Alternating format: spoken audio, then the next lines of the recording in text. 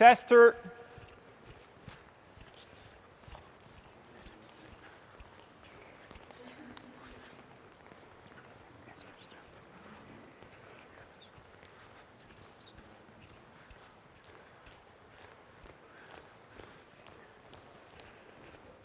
So as Christophe reminded us, this is going to be a 3-hour workshop. We will probably do a short pause at the 1 hour and a half mark, but please do not wait for me to tell you to grab water or to go to the restroom. You're free to pause whenever you feel like it, whenever you want.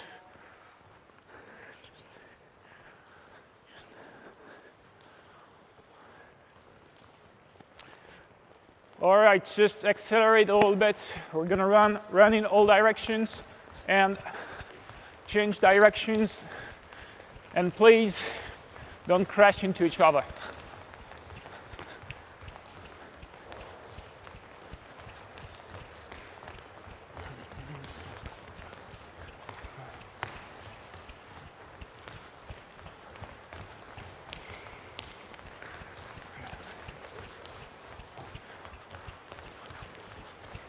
Right, when I clap my hands, we accelerate. When I clap twice, we decelerate.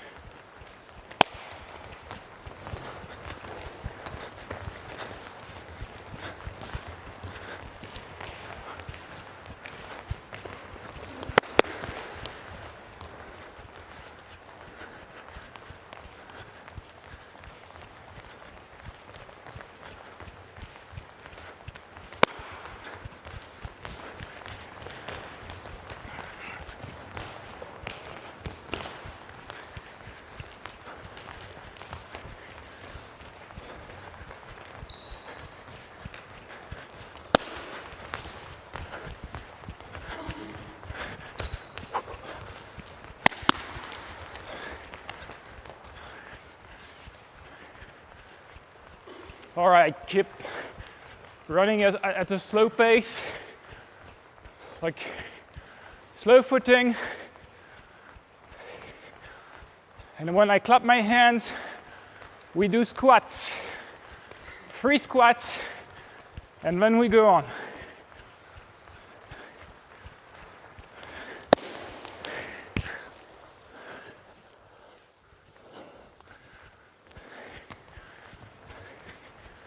Keep your feet parallel, keep your back straight, and keep your heels on the ground.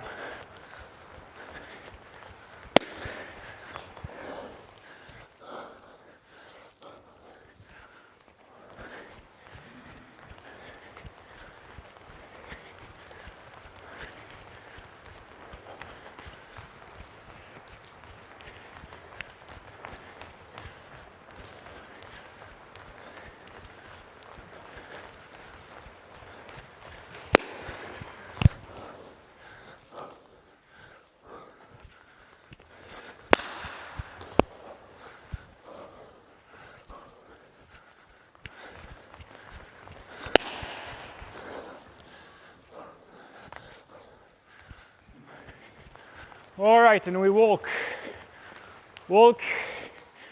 at a fast pace.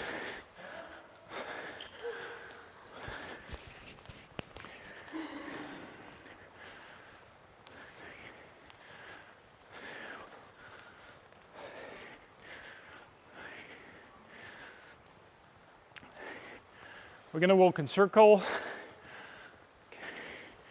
Keep your arms straight, palms to the ground. And 1 palm up, and you turn your head to the right. Left palm up, turn your head to the left. Slowly, in control, keep your arms straight.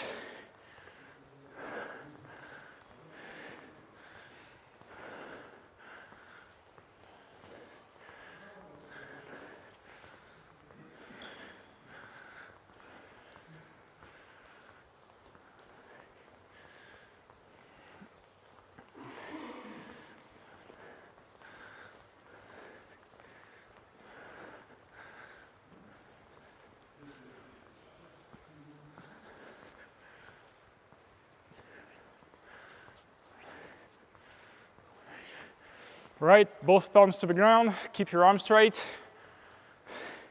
and just very small circles forward, not too quickly, in control the whole time. Keep your arms straight. And slowly you increase the diameter of a circle. Not too fast. Slow pace.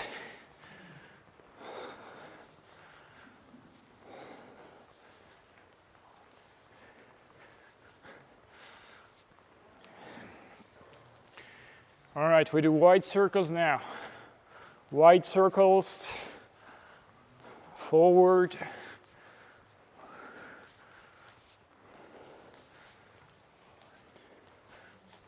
All right, keep going, keep your arms straight, and now we go backward with wide circles.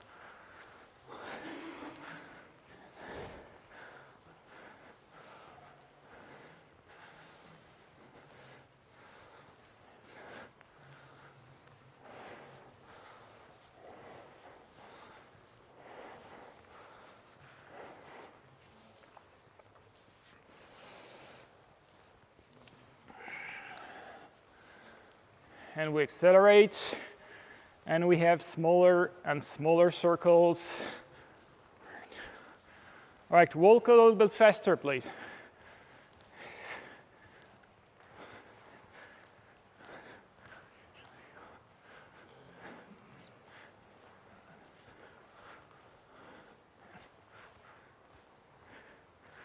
All right, put your arms down.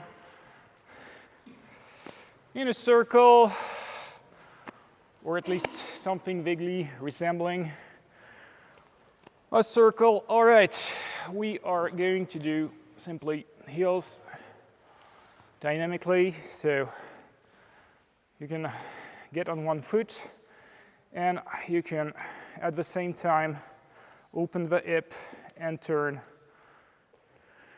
your heel.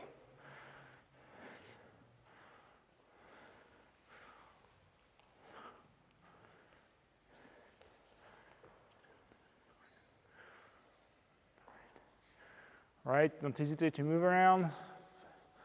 The goal is both to warm up your heel and as well as training just your balance.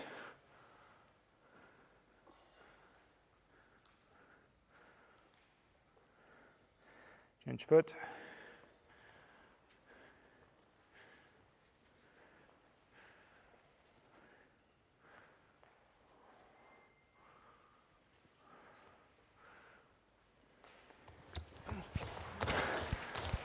And walk.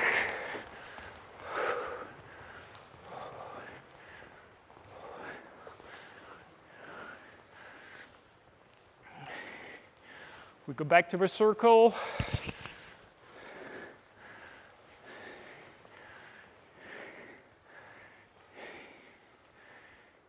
And simply, we're going to go into push-up position. You keep your hips straight, not moving, and we're just going to touch shoulders. And your hips don't move, just the arms.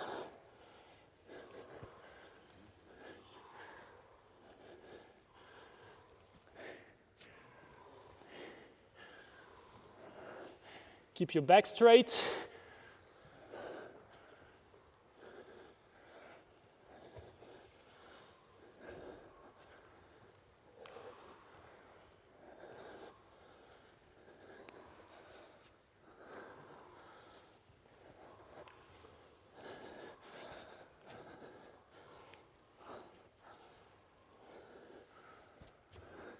Okay.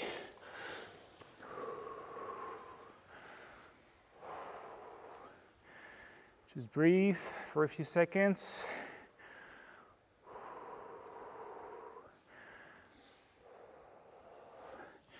We're going to sit.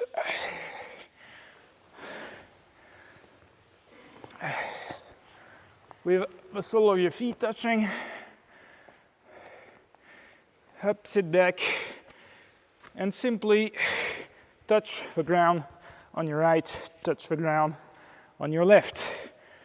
Back straight, and sit. Very good.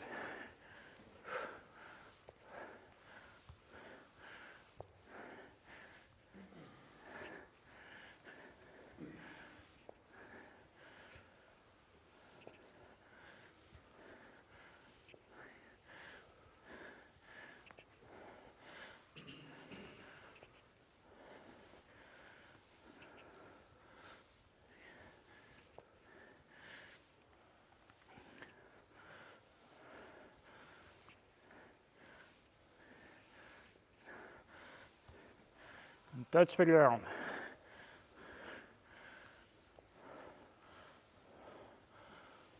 All right. Breathe.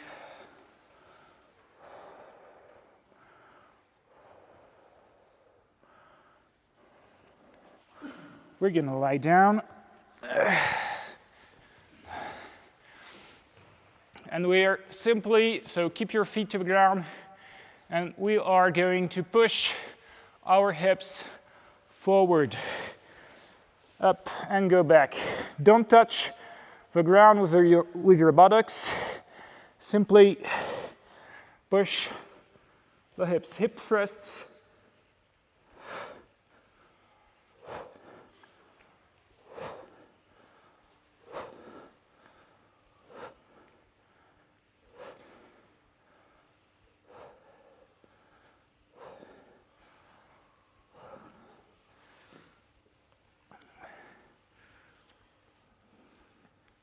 Just 15, 20 times.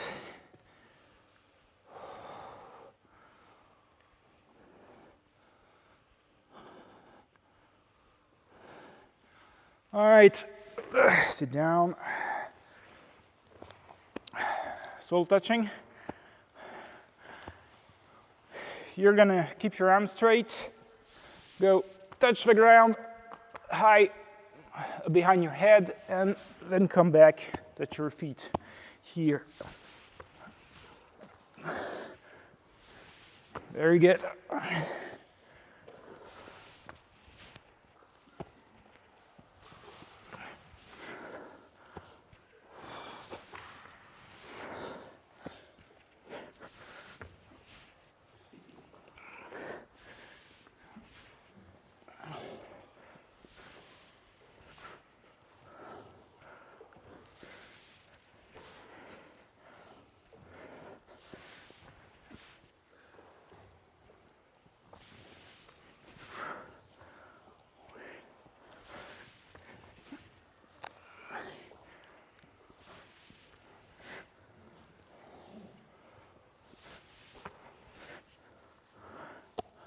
All right, last one.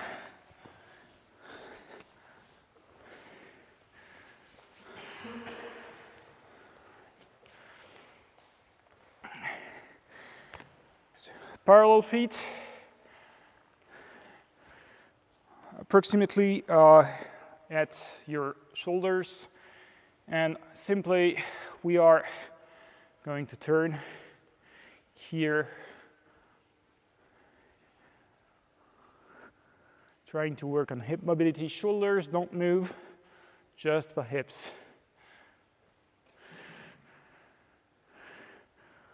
Small circles, wide circles on the left, on the right.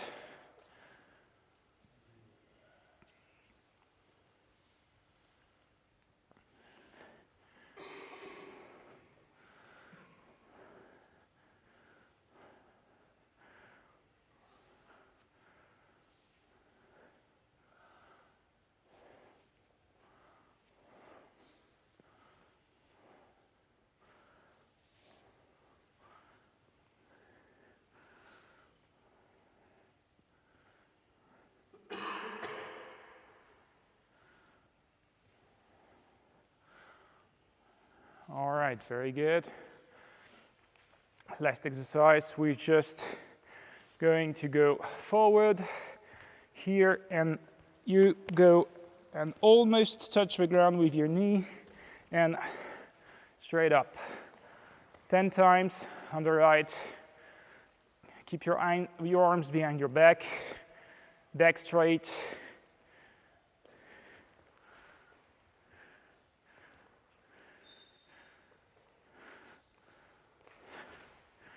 Ten times, change foot.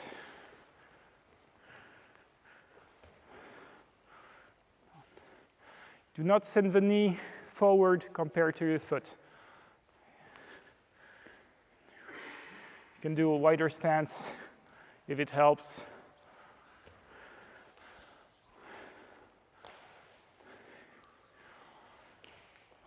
All right, if you feel warmed up, we are going to complete the warm-up with a sword in hand.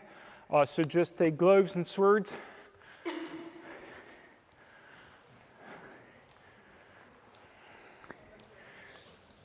I'm going to need that.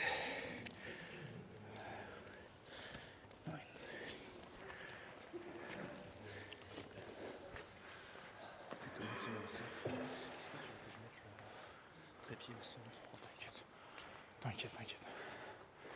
Merci.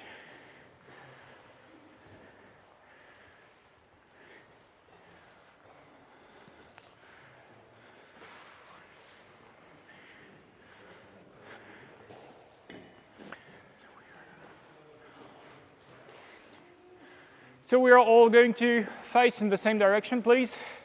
So we're going to face this wall because it's a beautiful wall.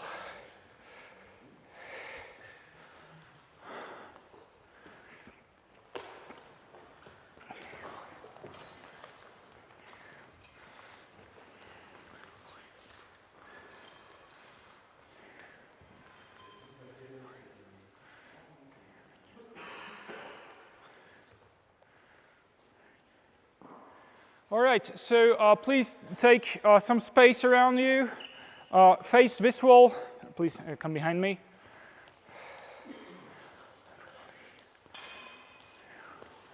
We have the chance to have quite a large space, so do not hesitate to be quite wide with your movements.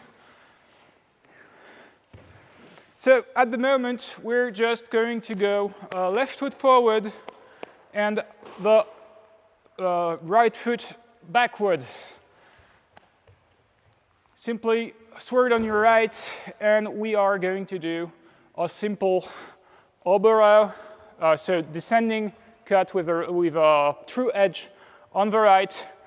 We go upward and we go backward with a true edge cut on the left. On the right, on the left, on the right, on the left, on the right, on the left. Continue. So go long in front of you and go to the long points, please.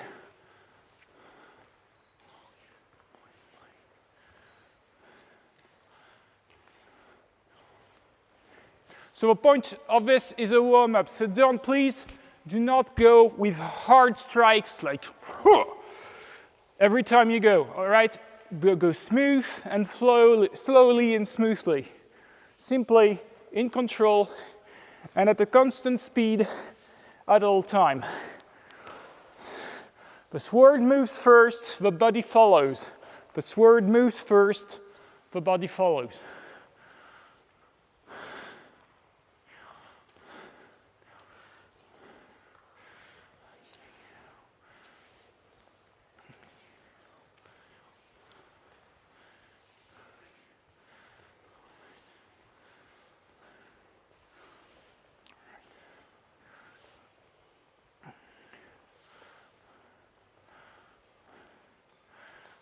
All right, very good.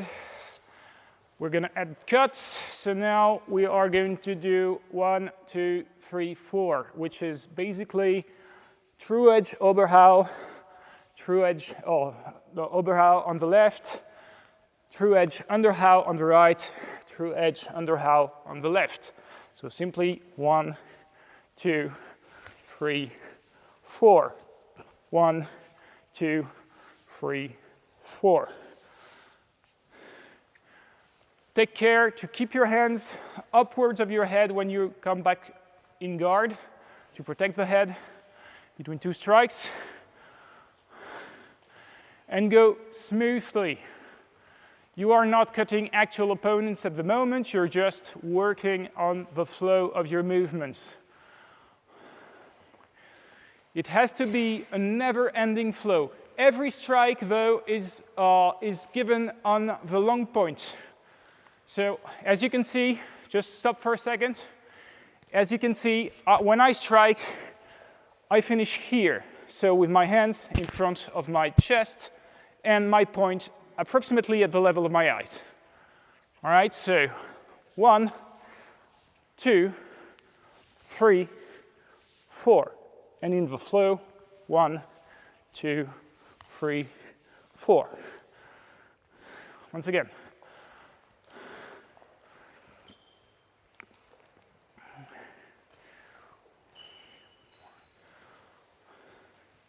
Take your time. Don't go too quickly, but work on the trajectory of your strikes.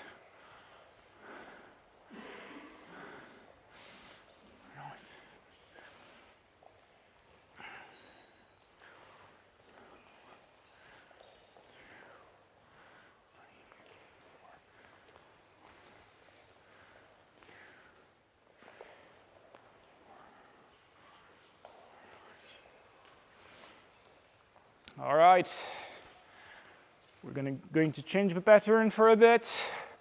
So, what we are going to do now is simply right foot backward. First strike is the same, always the same here.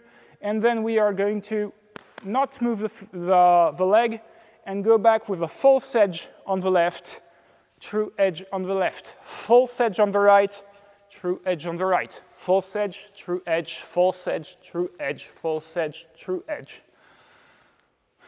Simple. Not so simple. All right, just a quick second. So, start left foot forward and just send true edge Oberhaw. The simplest strike you know. You let your sword go and you go upward with a false edge from the left. Then you go back in a hengen and you move backward and send true edge from the left. Then you let your sword go, you go backward and you go false edge from the right. And there you go. True edge, false edge, true edge, false edge, true edge, false edge. Go slowly, at your own rhythm.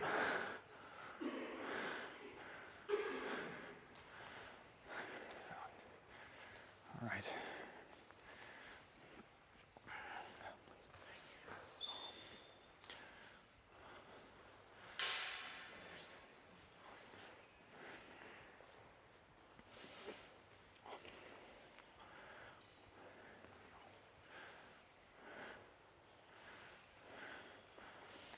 Protect your head between two strikes, all right? It's not just strike there with short hand. Really, it's there, there. Take the opportunity to be very wide with your stances and with your strikes. All right, you want to impress the crowd. We are going to go back to Y after.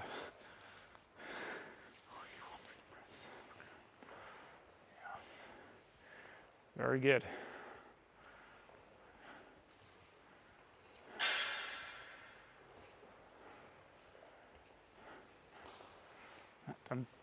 But Steph is say false, true, false, true, false, true, yes. False.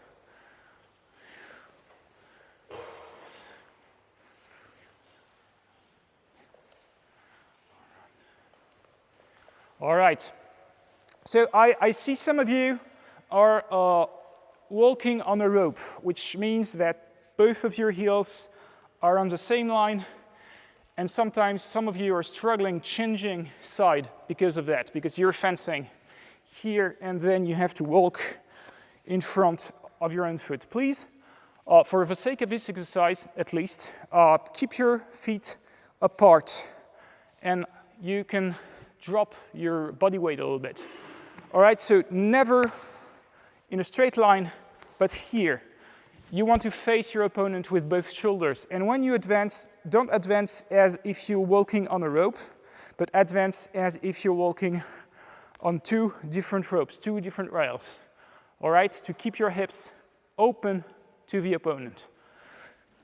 So this way, you're not going to turn so much your shoulders, then just opening your hips and keeping your shoulders facing in front of you, all right? So let's try the same flow, but keeping this in mind for your feet. So feet apart, and we go 1, 2, 3, 4. 1, 2, 3, 4. 1, 2, 3, 4.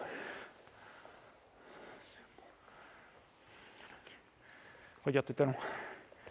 Tes talons, tu vois, regarde, ils sont tous les deux sur la ligne jaune quasiment. Oh, sorry. Your heels are both touching the yellow lines here. So keep your feet a little bit more apart. You should be able to, yeah.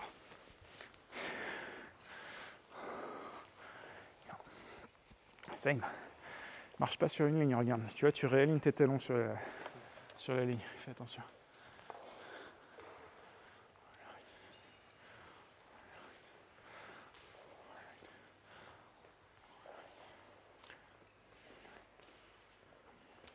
All right, take the time to breathe.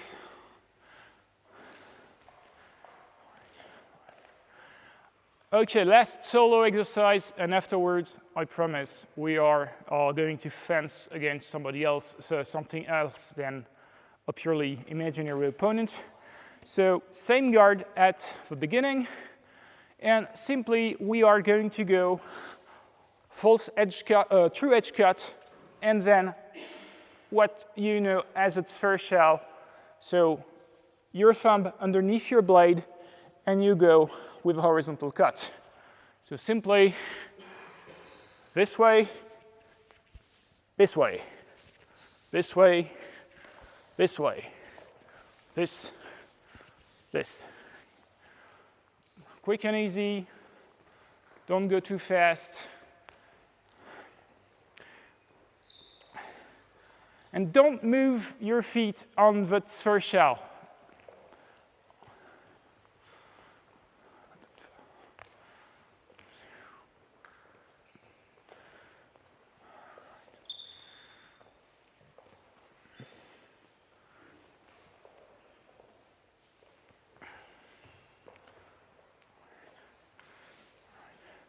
All right, very good.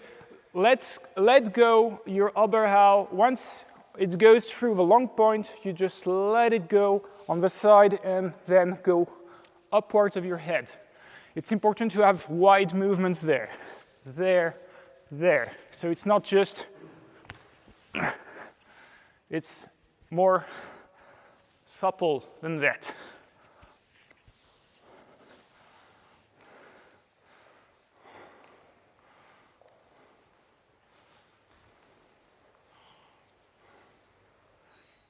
Very good.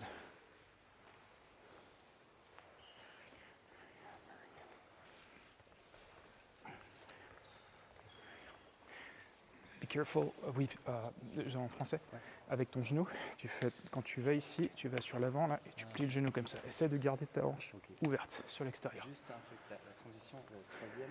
Ouais. Ouais. Hop, décroise, c'est ça, c'est ça. Et tu recroises, c'est ça. Décroise, recroise, décroise, recroise.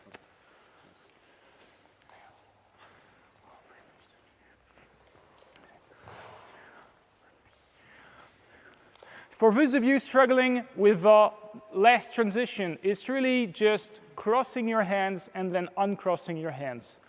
All right, so you go there, you cross your hands, you uncross. You go here, you uncross, you cross. All right, so it's just exchanging crossing rests, uncrossing rests, and it's going to help you throw the Twerhau in a smooth transition. All right, thanks. So let's do a quick introduction to what the Hans Medl Fechtbuch contains. So the Hans Medl Fechtbuch is it's a pretty weird text. It's a 16th century fencing book, a fencing manuscript. We have only one exemplary of it, but it contains a lot of bits taken from other glosses. Mostly, it draws from the gloss from Sigmund Schinning am Ringeck, which is one of the most known glosses in the Lichtenauerian tradition. It takes bits here and there from Peter van Danzig, and it cites two masters in particular, Hans Medl himself and Hans Seydenfaden from Fürth, which is another Lichtenauerian master from which we have no known texts, but this guy is named in Pauluskal in the Gesellschaft Lichtenauers, in the Fellowship of Lichtenauer roll, which is the list of names that Pauluskal describes as direct students and masters of the Lichtenauerian tradition. So the period from the manuscripts is the early to mid 16th century. It's dated 1539, and it was part of Paulus Hector Mayer's collection. From the illustrations, we can gather that it's mostly intended for Fechtschulen fencing. So illustrations have rounded points. They have the typical hills, the typical shield, the flared shield of the Paratschwert, Fechtschwert, whatever you want to call it.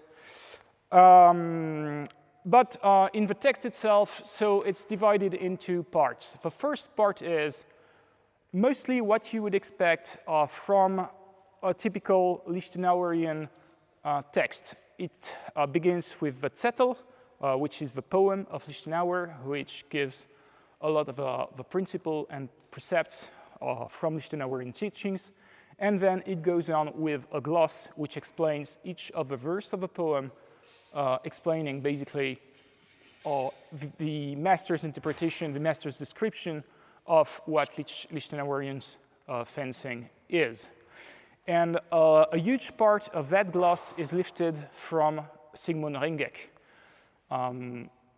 But Hans Medl completes and betters it and makes it better with his own teachings, with what he understands of fencing and what he wants people to remember from his interpretation of the Zettel himself. So this part is incomplete. It ends after the part on the Zucken. So it's brutally interrupted, but like a lot of other texts in the Lichtenauerian tradition, we don't know if it's because it is a copy from another text that we do not have in its entirety, or just of a gloss was never completed. And the second part of the treatise, which we are going to delve a little bit deeper later in the workshop, is something that you don't see in any other treatise at all, and it's called the 7 stances, the 7 positions, the 7 guards of Hans Medl, or of Meister Hans, because we don't exactly know if it's Hans Medl, although that's the most probable hypothesis, or Hans Seydenfaden from Fürth. At several instances during the text, he cites either Meister Hans Medl or Meister Hans Seydenfaden, or just Meister Hans, without telling you which one it is. So sometimes there is this little bit of ambiguity where we don't exactly know where the techniques he talks about comes from. So one of the most well-known facts, for those of you who has ever read Medl or just heard a little bit about him here? Nobody? Yes, you did. But she's cheating because she co-translated the text with me that we've published last year. I'll talk about it a little bit later, but we have a few books if you're interested to take a deeper look into what the text is about. So yes, So one of the most well-known facts about Hans Medl is that he mixes up the names of the guards. So usually the four main guards in the Lichtenauer tradition are, if you have a different interpretation, I don't really mind, but mostly the consensus are Tag is here or here, it's a high guard. Then you have ox here or here, you have Fluk here or here, and you have Alber, which is somewhere here. All right, so it's, sorry, just have to remember the name guards in English. So it's guard of the day, guard of the ox, the Fluk, the plow, thanks, and the full, which is downward. For Hans Medl, Tag is Tag. It's the same, pretty much the same guards. It take here. It doesn't say exactly where, but it's upward. So that's basically the same guard. But this is the fool, this is the ox, and this is the plow. And as you can imagine, description of the guards doesn't come at the beginning of a text. So when you start at the beginning of a zettel and start reading into the text, and you're like, what is he on about? And the funny thing is that's not just a mistake. That's pretty established in the text. That is not just confusing them for the sake of confusing them. He knows exactly that other people are naming them differently. He knows that other people are doing the same techniques differently, but he doesn't care. He's going to present you usually the gloss of Ringeck, and just afterwards he's going to say, and Meister Hans does it differently, and give you a completely different technique or a completely different thing. And that's actually the most interesting part about the treatise, is that it makes you question what you think you know about what is the canonical Lichtenauerian tradition. All right, so just to start a little bit, who here know what a Zorhnaw is? Zorhnaw is the wrath cut. All right, could you please demonstrate a wrath cut, both of you? Yeah, that's a wrath cut. It's a simple Oberhaw. Just both of you, please take masks. For the rest of the workshop, we are going to be paired, and we are going to need masks. And I'm going to do this demonstration. All right.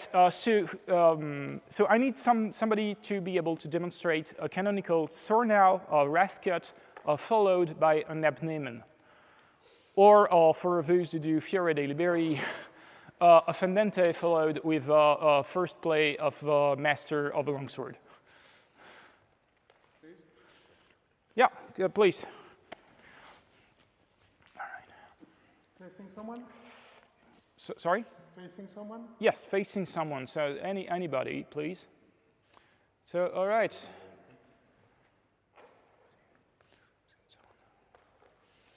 So simply, in distance, slowly, no need to rush. It's not a sparring. All right, so simply, you are going to attack him with an Oberhaw, and you are going to do Zorhnaw, and you are going to push a little bit on his blade so that he can do an abnehmen. Abnehmen is just a displacement. He's just going to take his sword around and hit on the other side. Please. Yeah, Zorn and abnehmen. Yeah, simply, this is basically what you will find. Yeah, so this is simply what you are going to find in canonical Twerhaw. So everybody knows this play.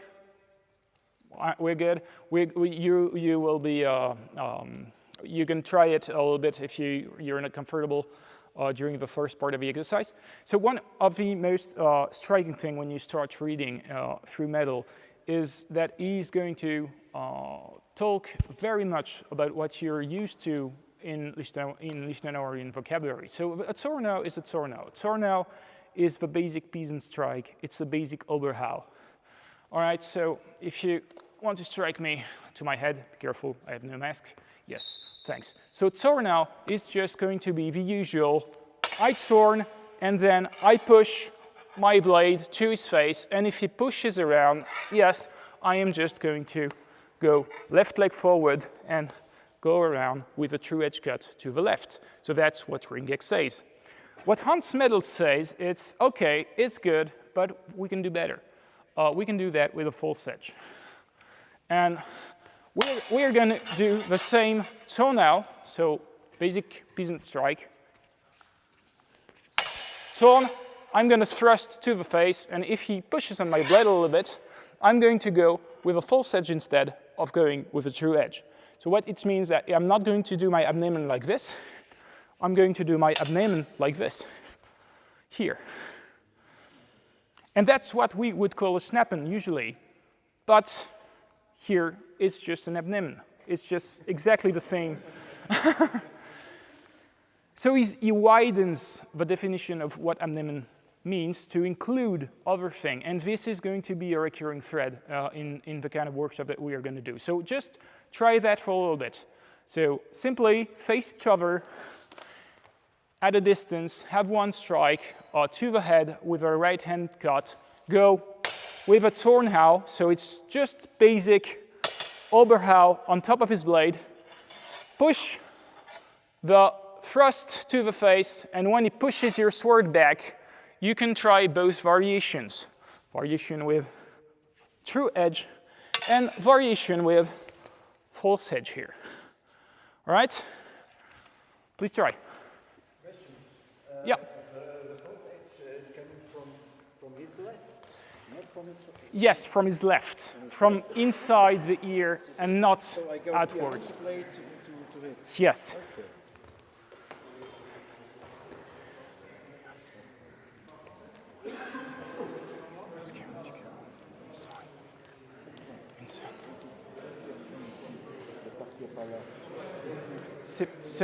En gros, c'est pas du tout une mécanique de Twerhau, c'est une mécanique de Echauffement. C'est ça. C'est une espèce de poupée, si tu veux, et après je reviens ici. C'est ça, exactement. C'est push, shield. This way.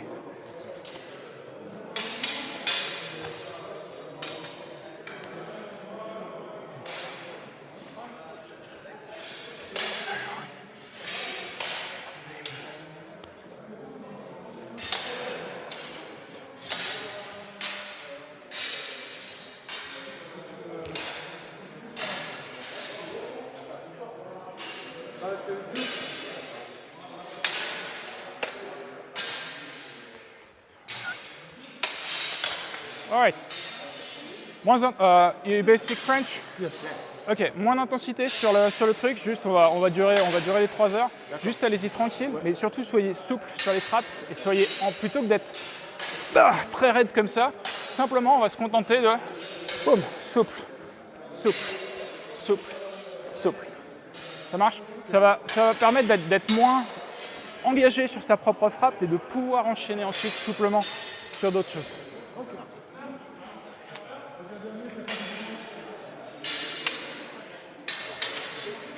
Yes. Sur le Echauffement, c'est-à-dire sur ce qui vient ici, essaie de garder tes mains basses plutôt que de les monter. C'est-à-dire ici, boum, hop là, pardon, c'est rien. Vas-y. Là, donc là je viens prendre mon Zorhnaw, je viens menacer. Pour l'instant tu frappes vraiment à la tête, d'accord? Tu frappes pas sur mon épée. Si tu frappes sur mon épée, forcément je vais être tenté d'aller plus faire quelque chose comme ça. Ici. Ici simplement, tu frappes à ma tête. Moi, j'aligne la pointe, et au moment où la pointe s'aligne, là, tu repousses.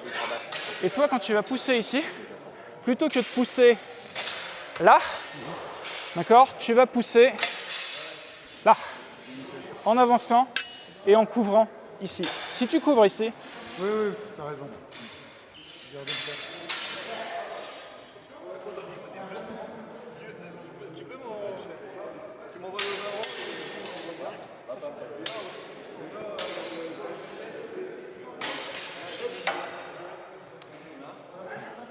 Au niveau du placement, tu sors en fait. Moi, je fais une petite sortie de côté pour l'abnehmen. Careful, careful. Yeah, careful one. Yes, I know. If I die, it's my fault. No, it's mine. but No, yeah. no, I will tell them it's mine. And if you're doing the false edge cut, Yeah. you are in plow. You're low to be Yes. protected. Nearly everybody Yeah, here I- goes to steer yes, I know. with completely open. Oh, you mean elbow? Yes, but perhaps you Yes. should tell the people Yes, because yes, nearly everybody's... Yeah, I'm going to tell them in a moment. That's everything. Thanks.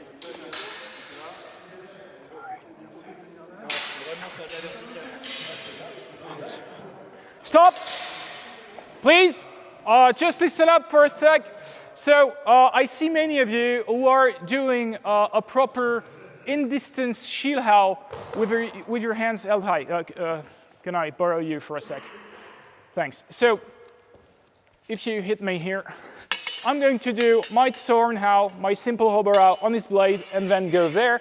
If he pushes my blade here, be careful to not go with a Twerhau with your hands high. If you go around here and do this, you see that I am very, very open on the rest of my body. So here, please go inside and keep your hands low to have something here. All right? Thanks.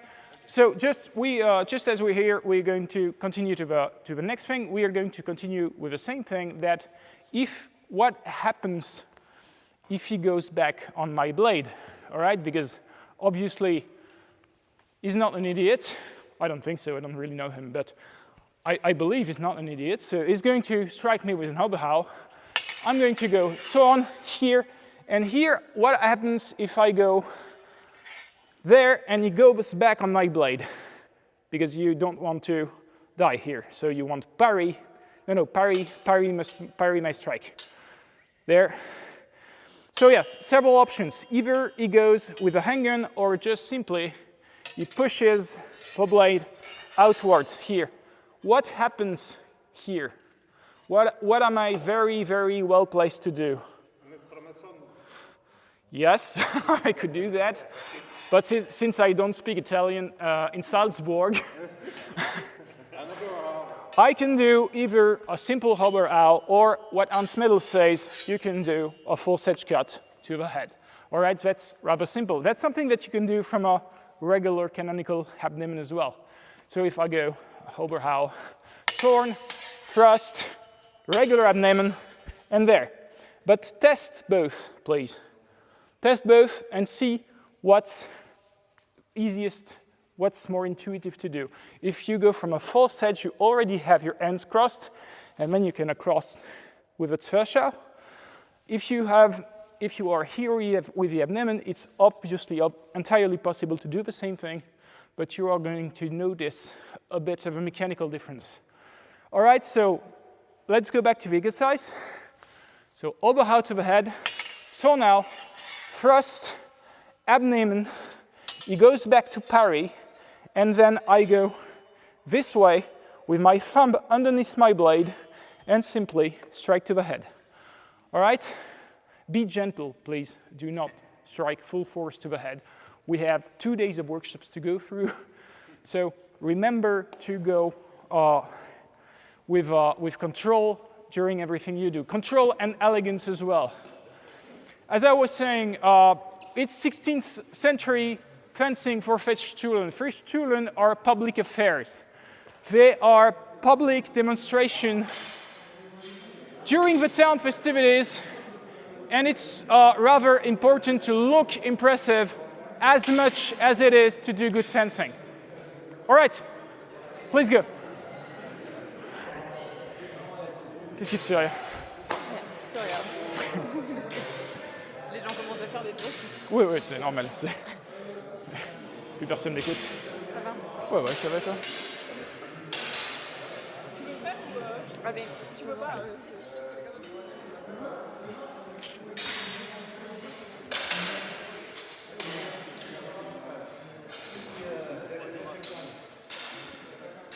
Yes. Let's go. I see you.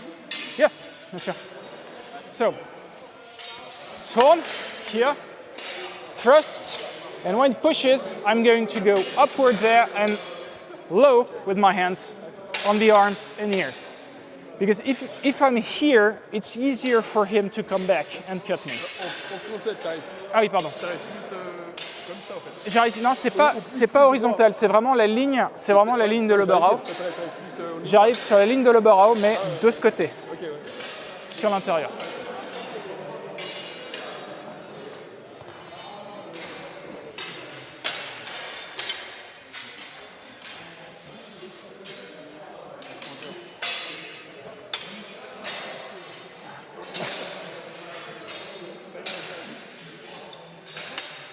Yes. Yes. Sur la première, tu vas directement sur un coup très horizontal. Ouais. D'accord? Dans ton abnehmen, ici attaque. Dans l'abnehmen, ici, je vais venir simplement pousser les stocks. Quand lui, il va repousser ma lame, repousse la lame sur le côté. Voilà. Ici, là, j'ai deux choix. Soit je viens, boum, avec le long tranchant, mais tu vois quasiment vertical. Donc ça c'est ce que ferait Ringeck. Et dans ce que fait Hans Medl, tu vas venir pousser ton pommeau sous ton avant-bras pour venir taper à l'intérieur ici. D'accord? Donc c'est pas un Twerhau, c'est plus la mécanique d'un Twerhau. Ici.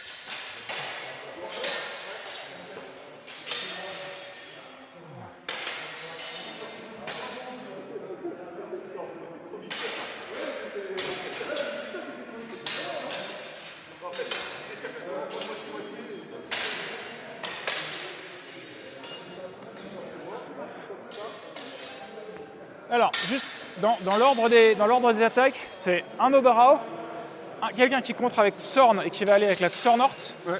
et l'autre qui écarte, et à partir de là, on va faire l'abnehmen. Ouais, là c'était.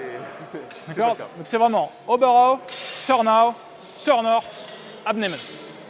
Et après, bah, vous pouvez continuer. Ouais. Il marche pas? Deux? Le micro il marche pas? Je sais pas. Pourquoi? Bah t'as un micro, je me dis s'il y a des haut-parleurs, c'est très bien pour que tout le monde entende. Ah ouais, non, c'est un micro d'enregistrement pour les... Il y a réellement des anglais dans la salle ou pas? Ouais, il y en a.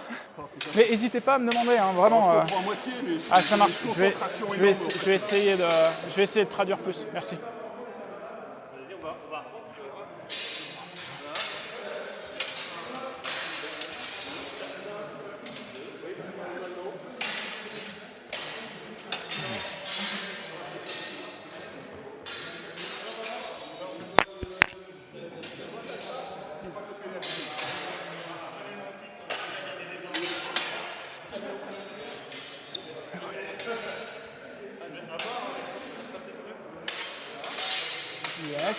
Yes.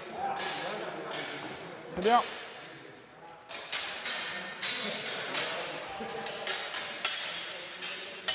Yes. Attention, c'est rien, t'inquiète. Sur ton premier abnehmen, tu as tendance à le faire comme un Twerhau. Ouais, justement, je me suis rendu compte. D'accord. C'est-à-dire que sur le premier, attaque-moi. Ici, Zorhnaw, simplement ici, et à partir de là, si tu le fais à la Ringeck, ça va être ça. Ouais. Si tu le fais à la Medel, vas-y, please come back. Si tu le fais à la Medel, tu vas aller pousser ton pommeau sous ton avant-bras ici et venir sur l'intérieur ici avec la main basse. Ouais. Mais justement, décroche pas le Twerhau tout de suite parce que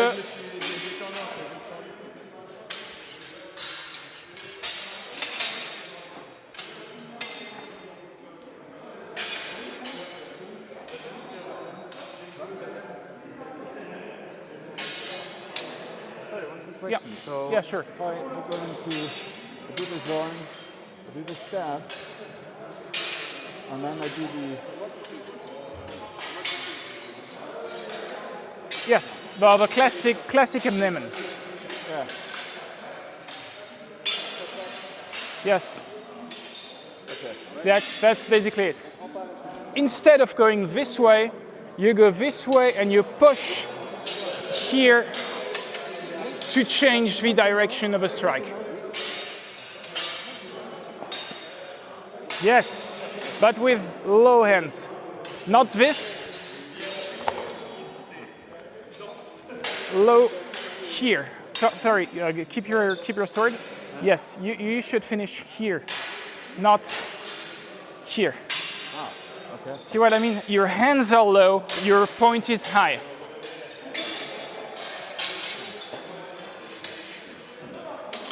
Yes, hands low, point high. Yes.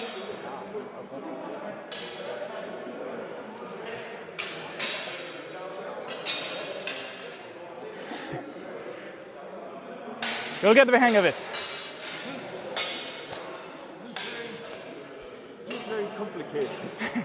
It is. From this position, that, It's a Twerhau. It's the same mechanic as a Twerhau. You go here and then you exchange your hand to strike. This is amusing. Like just in Vienna, we did something out of close thing. So basically just hold it there and then just walk in. Just basically, you can also combine it with a Twerhau. You miss your Twerhau. Yes, No. exactly. Okay. Gotcha. Oui. Alors c'est juste pour te dire que tu as 2 personnes sans masque juste devant ta caméra. Super. Je vais leur dire de remettre. Merci. Right, guys, mask on, please. Mask on with the sword.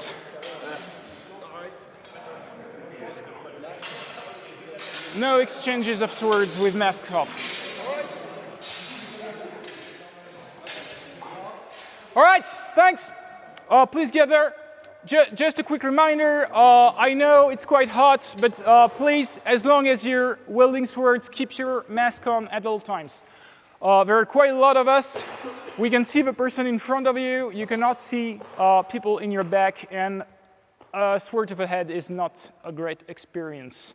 So please, as long as we're wielding sword, keep your mask on at all times.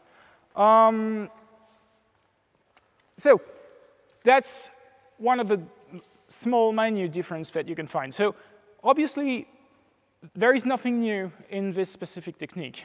You can find the exact same mechanics in Joachim Meyer, for instance, or in any other source that presents the Schnappen. It's just that the vocabulary, the terminology used to describe it is going to be different. And that's important to keep in mind when you interpret text, because this is a text that is very explicit about the difference, where it presents you the canonical version, the Ringeck version of the abnehmen, and then it tells you Hans Medl does it differently. This is pretty much the ideal situation. But when you look at other texts from the Lichtenauerian tradition or other Germanic texts, and they are using the same vocabulary, consider that you cannot be sure that when he uses the term abnehmen, he means the same thing as Ringeck, or he means the same thing as Peter Verdentisch, or he means the same thing as any other gloss that you are used to. We, especially now that we have spent quite a long time with quite a number of people interpreting the texts, we arrive at a global consensus. Obviously, people are still at each other's throat in Facebook comments on what is a Twerhau. But that's not the important thing. Like, we mostly agree what is a Twerhau, what is a Twerhau, but sometimes the texts are not aligned with that canon, are not aligned with that interpretation that we all agree on, and it's important to keep in mind, especially when looking at texts with a fresh perspective, to eliminate this bias of I know that word, I know what it means, and to really re-examine that in the light of the text. So who here can show me what a Twer shall look, Twerhau, a transversal cut? Pretty simple. Yes. Don't be shy, just a canonical Ringeck or a Peter van Datzisch one. All right. Upload him. Thanks.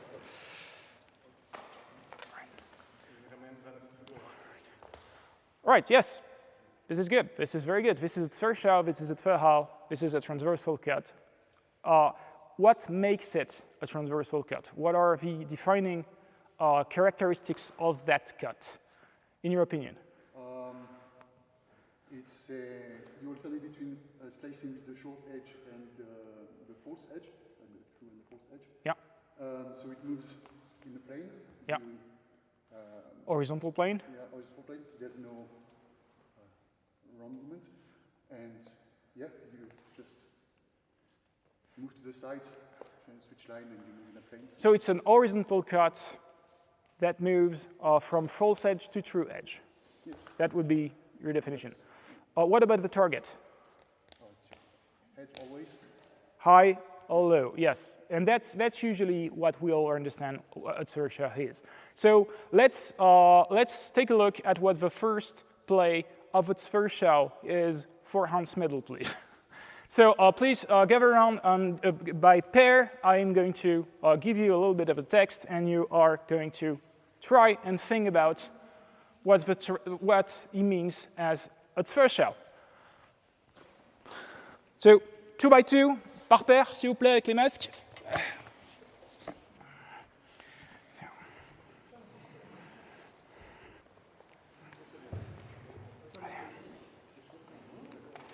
So I'm sorry, I'm going to translate to English in real time, so I'm going to start by reading the French text, and then I'm going to translate from English, because I have a German and I have the French version, but I do not have the English one here. Donc, tu dois l'exécuter ainsi. Tiens-toi avec le pied gauche devant. So please take space, take...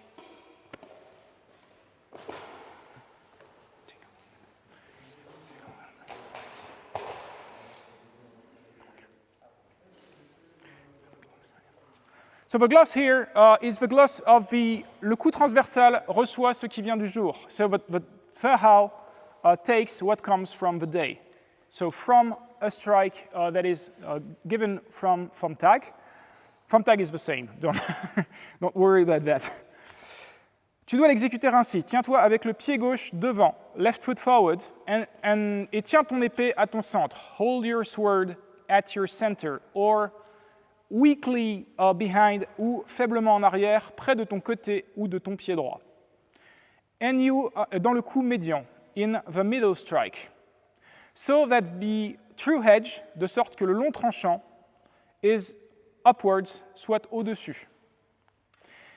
Et lorsqu'il te frappe du dessus, when he strikes an Oberhaw, from thumb tag, depuis le jour,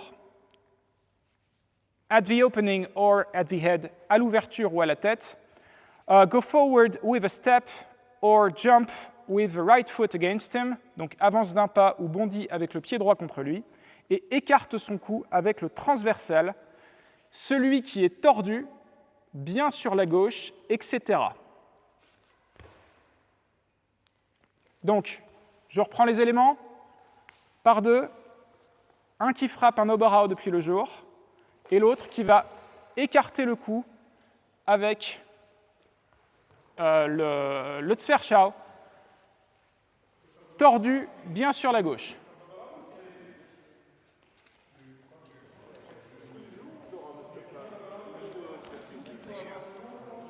Please go. Oh yes, sure. Twerhau ist nicht anders dann. Here it is. You can... Twerhau ist nichts anderes dann der Mittelhau. Alle Kugeln, die von oben wieder vom Wasser kommen oder gehauen werden, den Fang des Augen steht linken Fuß vor, halt dein Pferd in deiner Mitte oder weich hinten dein Bein rechten Fuß. oder Seiten in den Doppelhals, durch die Menschen auf Oberfall und eineinhalb vom Tag. Der Bläser der Kopf ist so schreibt, der Spiegel in der Position und setzt ihn den Hau ab mit der Brust, das ist Control outside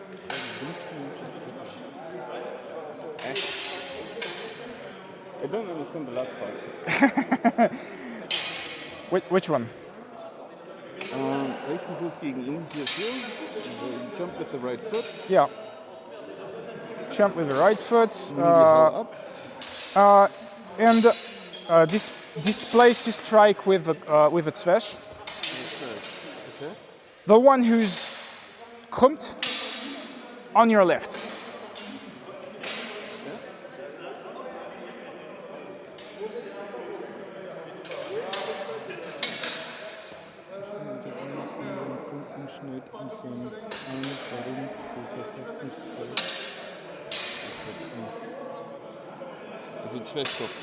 Sorry?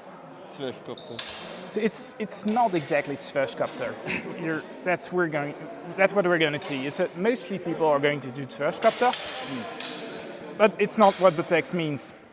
Okay. Because the important part here is the first one. Twerhau ist nicht anders dan der Mittelau. Ah, okay. Yeah. And it's going to be easier to do the play with that Twerhau than with a regular one. On peut le relire? Yes. Tu bondis sur la gauche. Tu bondis avec le pied droit contre lui. Tu bondis avec le pied droit. Et tu écartes le cou avec le transversal. Celui qui est tordu, bien sur la gauche. Tu avances d'un parti. Celui qui est tordu, bien sûr.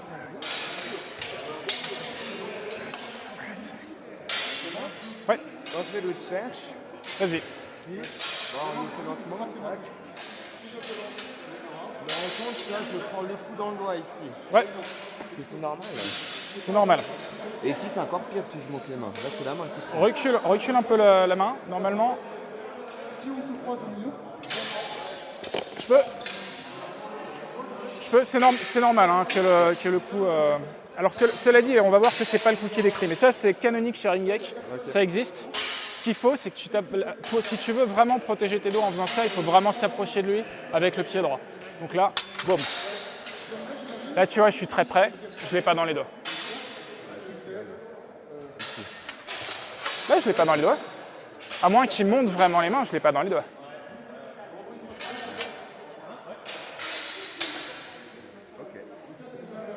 Mais ce qu'on va voir, c'est que de toute façon, c'est pas ce que montre Medel. De toute façon, ça n'est pas ce que montre Medel. Mais celle-là, elle est canonique chez Ringeck et il n'y a pas de problème particulier. d'accord.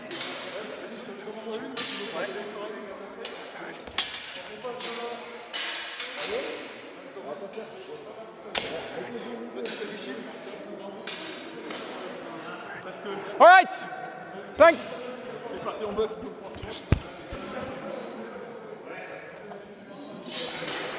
Stop. Please stop and gather.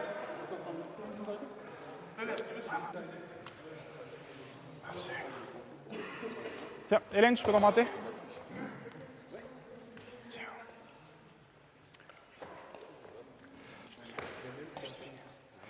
So, what most of you have done, ce que la plupart d'entre vous ont fait, is what we would expect from the canonical Ringeck gloss. When Lichtenauer in the verses says, when the Zettel in the verses says, the Twerhaw takes what comes from the day, the first play that you expect is this. So, Oberhaw, and there I go here with a Twerhaw. Except that the problem I have is that the next thing that Medel tells me to say here, and then displace his blade and enter on his right with a thrust, or if you go with a displacement, go and strike on the left of his head, his or her head. So if I have to do that from here, this is going to be a little bit complicated for me because here, even if I displace, okay, I'm here, I can thrust, that's true, that's something I can do. But if I want to go and strike on the left overhead here, I have to do this. And this is quite an arduous proposition to do from there. But there is an interesting bit at the beginning of the text of the Twerhau from Medel, which says pretty much exactly the same thing that Medel said about the Zorhnaw and the Oberhaw. So, he said Zorhnaw is nothing more than a peasant strike. Ringeck says that as well.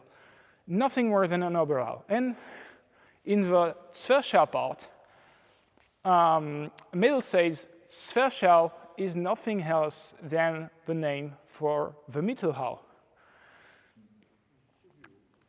And if you want to displace a blade that comes from upwards here, and then strike to the left of the head, it's actually easier to do that with a simple Mittelhaw that you're gonna cross here and then strike to the left of the head. And if she stays at my sword and she's strong, then I am going to do the other play, which is going to stay at the blade and wind and thrust, which is here, and I'm going to wind and thrust. And if she pushes, once again, I'm going to do the abnehmen that we've done before. All right, so we are going to do that. One of the other interesting bits was he was saying, do the Twerhau, the one that is krumpt, that is crooked on your left. And crooked often means with crossed ends in 16th century fencing manuals. Mayer says that explicitly.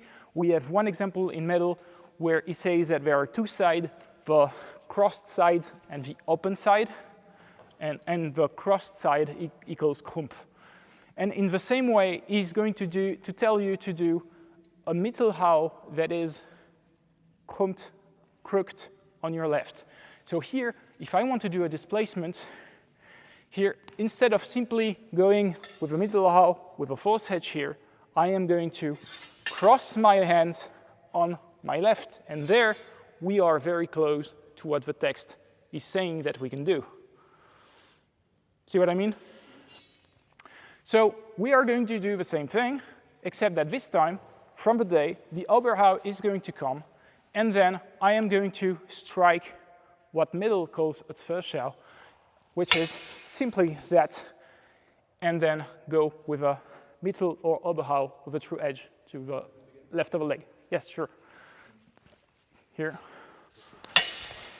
Here.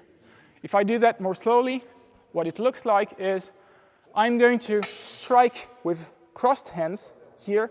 So see, I push my wrist downwards, I strike on the middle of her sword, and then I step with my right foot to the right, and I strike to the left of her head, which is something that would be quite complicated to do with what is usually understood to be a Twerhau. If I do the same thing with my usual Twerhau, if I go here, then to go strike the left of her head is going to be more complicated. Not impossible, I can do this, but it's not as easy and intuitive to do, all right? So please try and do it, and if you have any question or any trouble, ask me. Bien sûr.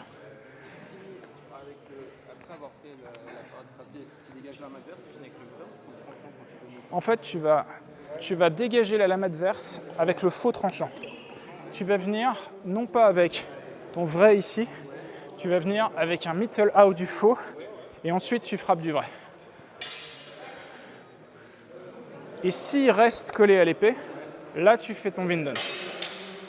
Tu fais ta rotation et tu viens stocker sur l'ouverture à droite. Tu dis du coup, même si tu viens battre là sur le premier coup, s'il reste collé, tu tournes pour piquer. C'est ça.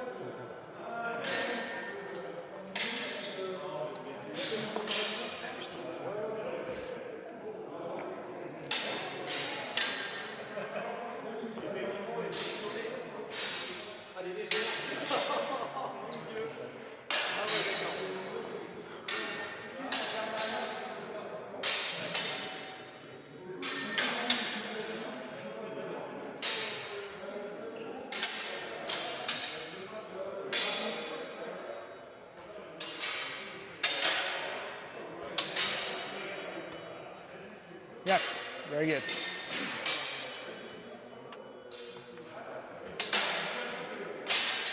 Yes. Si tu veux, tu parles français? Oui, oui. Si tu veux vraiment faire dégager son épée, d'accord? Tu vas pas te contenter de caresser par-dessus comme ça, d'accord? Tu vas vraiment venir sur le milieu, là, battre son épée, puis tu termines avec un Twer sur la droite, avec un autre Twer. Pim. Voilà. Et vraiment, ça doit être un coup très horizontal sur le milieu, là, boum. Et tu vois, je viens vraiment coller en fait mon pommeau sous mon avant-bras pour m'aider à avoir de la structure. Non, justement là tu croises, voilà, colle-le comme ça, tu vas voir, ça va être plus facile.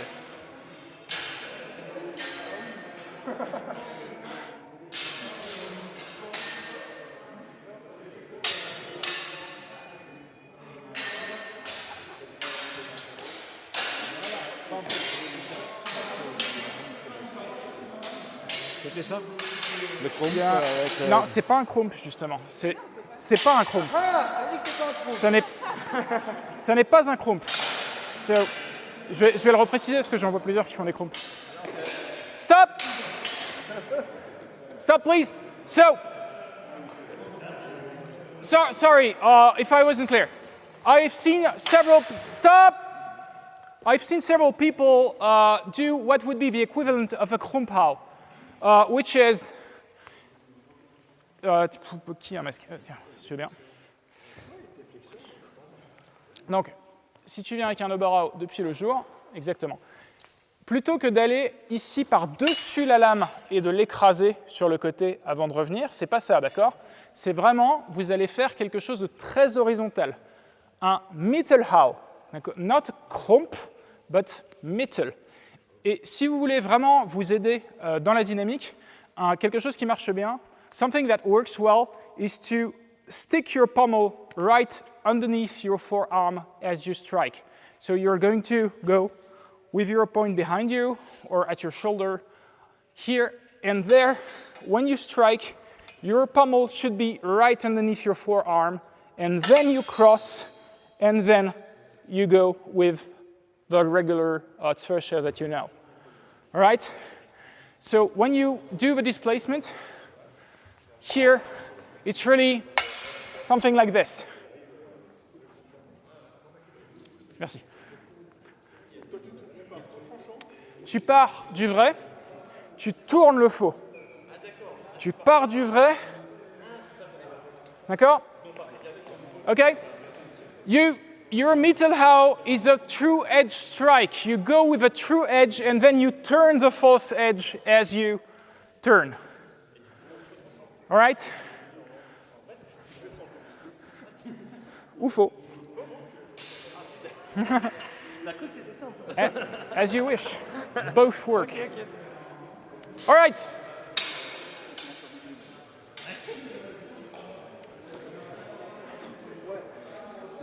En tout cas, c'est le faux tranchant. C'est le faux tranchant qui tape. Non, c'est le faux tranchant qui tape. Mais ce qui se passe, c'est qu'il n'y a pas cette espèce de claque ici. Mais sinon, oui. C'est ça. Tu passes par derrière pour le chrome, tu passes par derrière pour frapper. Exactement.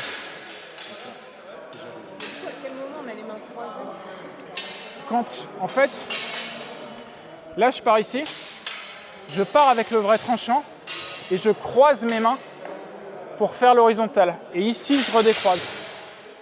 D'accord? C'est vraiment croise, et tu vois, je croise sur ma gauche, je croise sur ma gauche, et je viens frapper à gauche. Je vais partir avec une frappe du vrai, et comme je tourne, je vais frapper avec le faux. Juste, je pense que ce serait bien après ça de faire une petite pause, genre 10 minutes. Ouais, ça. À peu près le milieu de l'atelier. Ça marche, merci. C'est vrai, ça. Bon, Non, c'est très bien, mais voilà, comme ça, les gens vont boire un coup. Ouais, ça marche. Merci.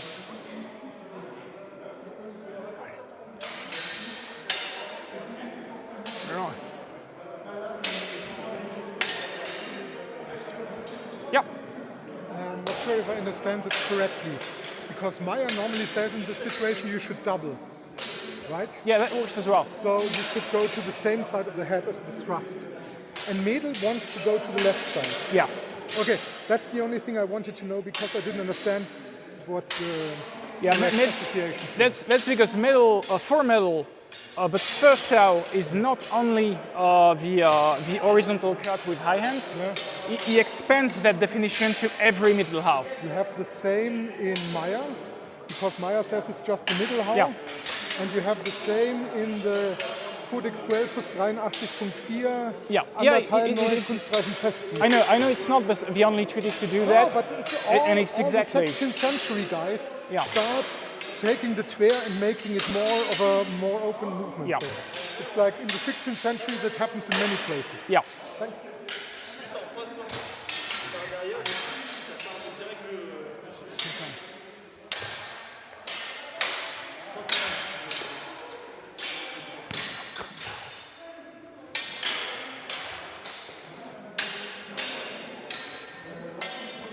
Yes. Juste, pour éviter cette espèce de chute, c'est très bien, tu es super mobile sur les hanches. Par contre, si tu veux vraiment regagner les distances sur ta frappe, il faut bien que tu avances ta jambe droite devant, en fait, au moment où tu le tires. Et ça, pour le coup, c'est ce que le texte dit. Il dit bien, avance, enfin marche ou bondis avec ton pied droit vers lui, de manière à pouvoir compenser la distance perdue.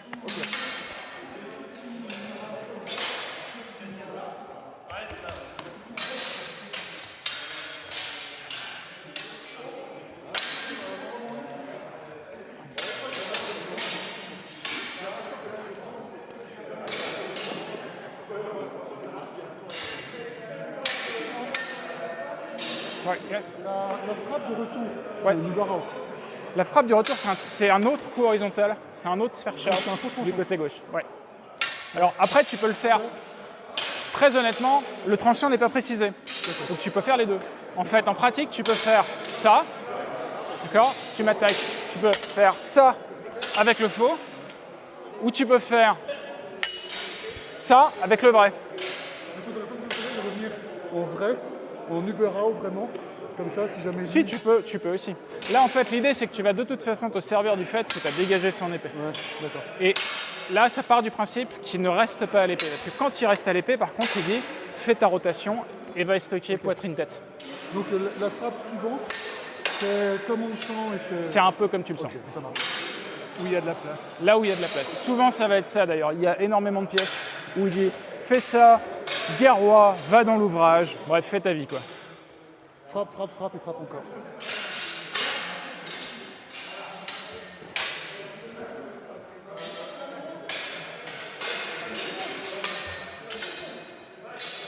All right. Thanks. We're going to take a 5-minute break so that everybody can drink for a bit. We're halfway through the workshop. Afterwards, we are going to see what a Twerhau means for Medel, and then we are going to go to the 7 stances. What makes the Twerhau as a strike? True edge, false edge? False edge. Yeah. What? Push a blade, not necessarily thrusting. It's a how, so you can just do a Twerhau like this. As a strike, you don't necessarily have to thrust. You have the opportunity to thrust. Obviously, you should do it, and that's a follow-up. But same thing as for the Zorhnaw, for instance. What else? And yeah, usually. Exactly. Usually, that's basically how Twerhau is defined: is that you are going to strike the other way that you're going to step. And it's going to be a false edge descending cut. So this is a very restrictive definition of it, all right? And this is, I know, it does not cover every sources. There are many different versions, definitions of Twerhau, and there are many different plays. Usually, it's canonically what we see, what we think about when we see a Twerhau. So for the first play of a Twerhau from Hans Medl, Hans Medl is going to say, all right, you are going to stand right foot forward in the Twerhau. Good, that's no longer a strike, that's a position now. Something that we should get used to because it does that a lot. He uses names of strikes to describe guards. And that makes sense. That's something that we see a lot in later sources as well, 18th century, 19th century. The name of a Paris and the name of a guard pretty much mix up. And Hans Medl does the same thing a lot. So what does he call the Schilhe or Schilhau in this instance? He say you have to step with your right foot forward in the position of a Schilhau with your thumb on top of your blade. So that's one thing that we can start to interpret. And usually we are going to start with something like this. All right? And then, can you put a mask on, please?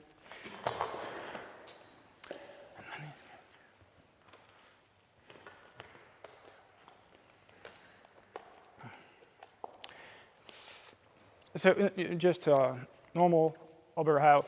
The first play is usually to counter a right Oberhaw, so that's what we're going to have. But that starts to raise some alarms here, because if that's my position, that is the squinter, and he says, all right, if your opponent tries to give you a right, a strike from a, is he going to do that? Probably not. But, well, anyway, let's say for the sake of that you're stupid, what I am supposed to do in this situation is to strike your blade forcefully and vigorously with my false edge. Oh, we have a problem here. So that, and I am supposed to strike from this position the Schilhau in your blade to displace it, and then go back with a true edge cut to the right of your head. That's the first play. So when you are used to a Schilhau is this, and you go here, and I go here, and yes, I am striking the right side of your head with a false edge cut. Oh, no, that doesn't work. And at the beginning of my position, I am supposed to be right foot forward with my thumb on top of my blade in the Schilhau.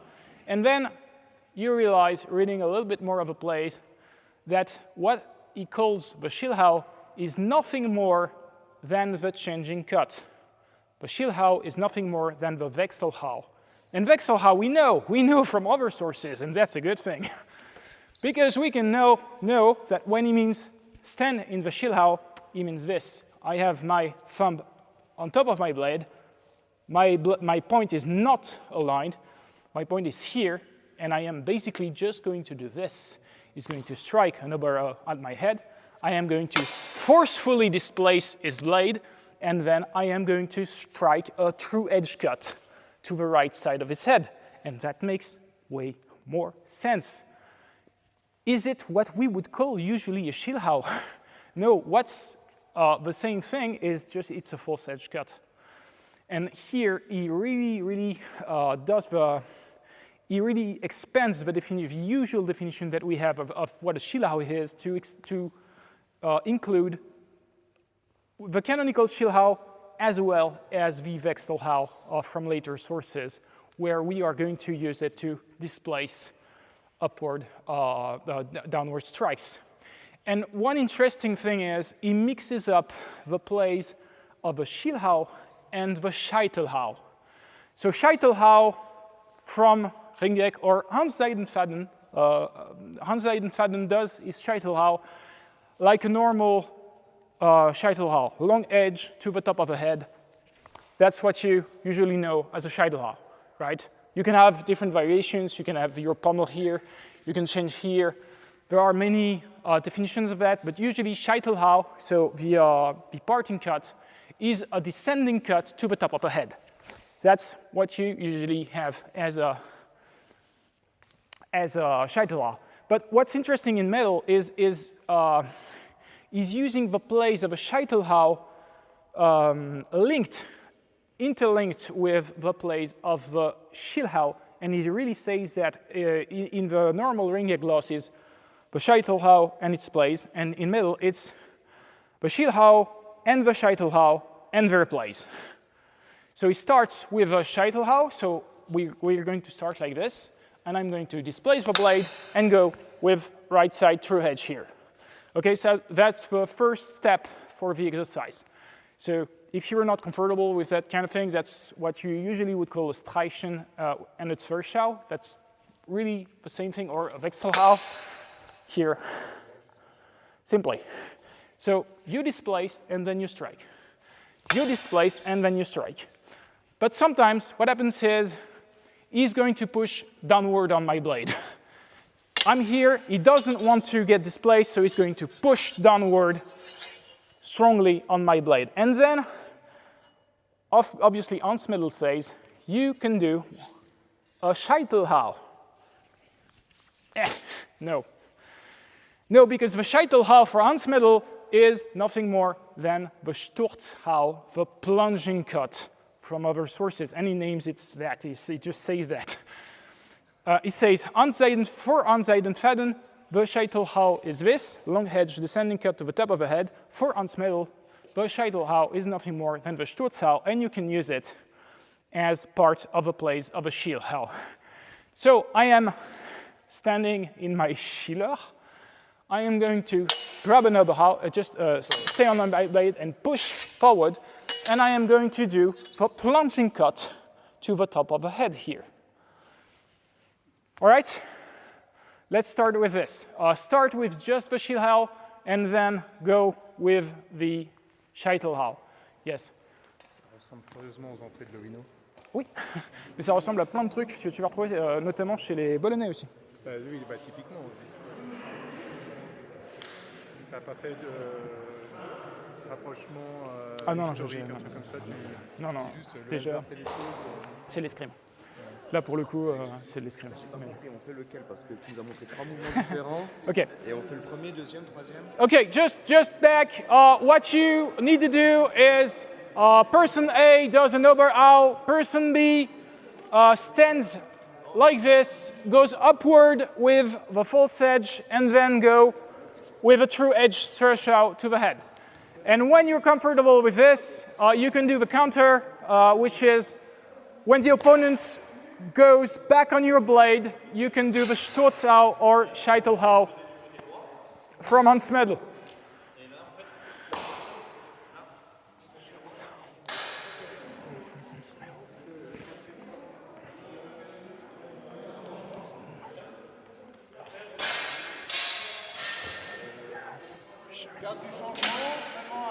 Wechselhut, exactement. Alors, juste, si tu veux la faire, hop, tu vas vraiment venir remonte le pommeau sur le côté et tu vas poser là ton pouce sur le dessus de ta lame. C'est exactement ce qu'il dit. Le pouce sur le dessus de la lame, c'est le seul truc qui donne vraiment comme type.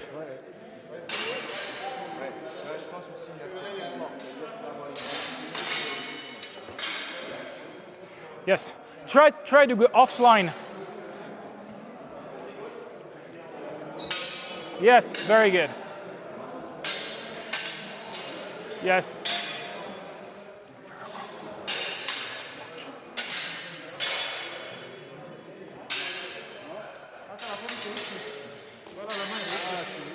Yes. It's a true edge cut, so you're right. That's here. I'm here, I'm displacing his blade here, and then I go with a true edge cut to the side of the head.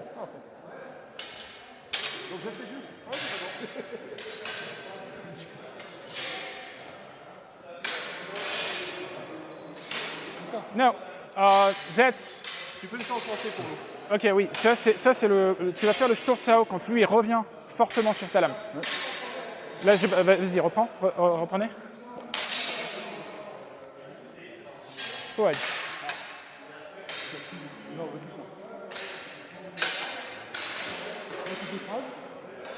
Écrase. Ouais, c'est ça, exactement. C'est exactement ça. Okay. Par contre, juste, c'est un peu le même mouvement qu'un schnappen. Ouais. À ceci près, tu vas utiliser à peu près la même chose. Hein. C'est juste que la différence, c'est que le schnappen, souvent, je vais avancer et je vais venir comme ça. Alors que là, je vais plutôt reculer et boum, avoir une pointe qui descend au niveau de la tête. C'est ce que Meyer va appeler le coup plongeant. Okay. C'est ce qu'on va appeler, c'est ce que Lichtenauer aussi va appeler le Sturzhau dans sa source. Donc là, on garde vraiment les mains hautes, lui. Là, pour le coup, comme c'est un plongeant, comme c'est un Scheitelhau, les mains sont hautes. Ça marche. Merci.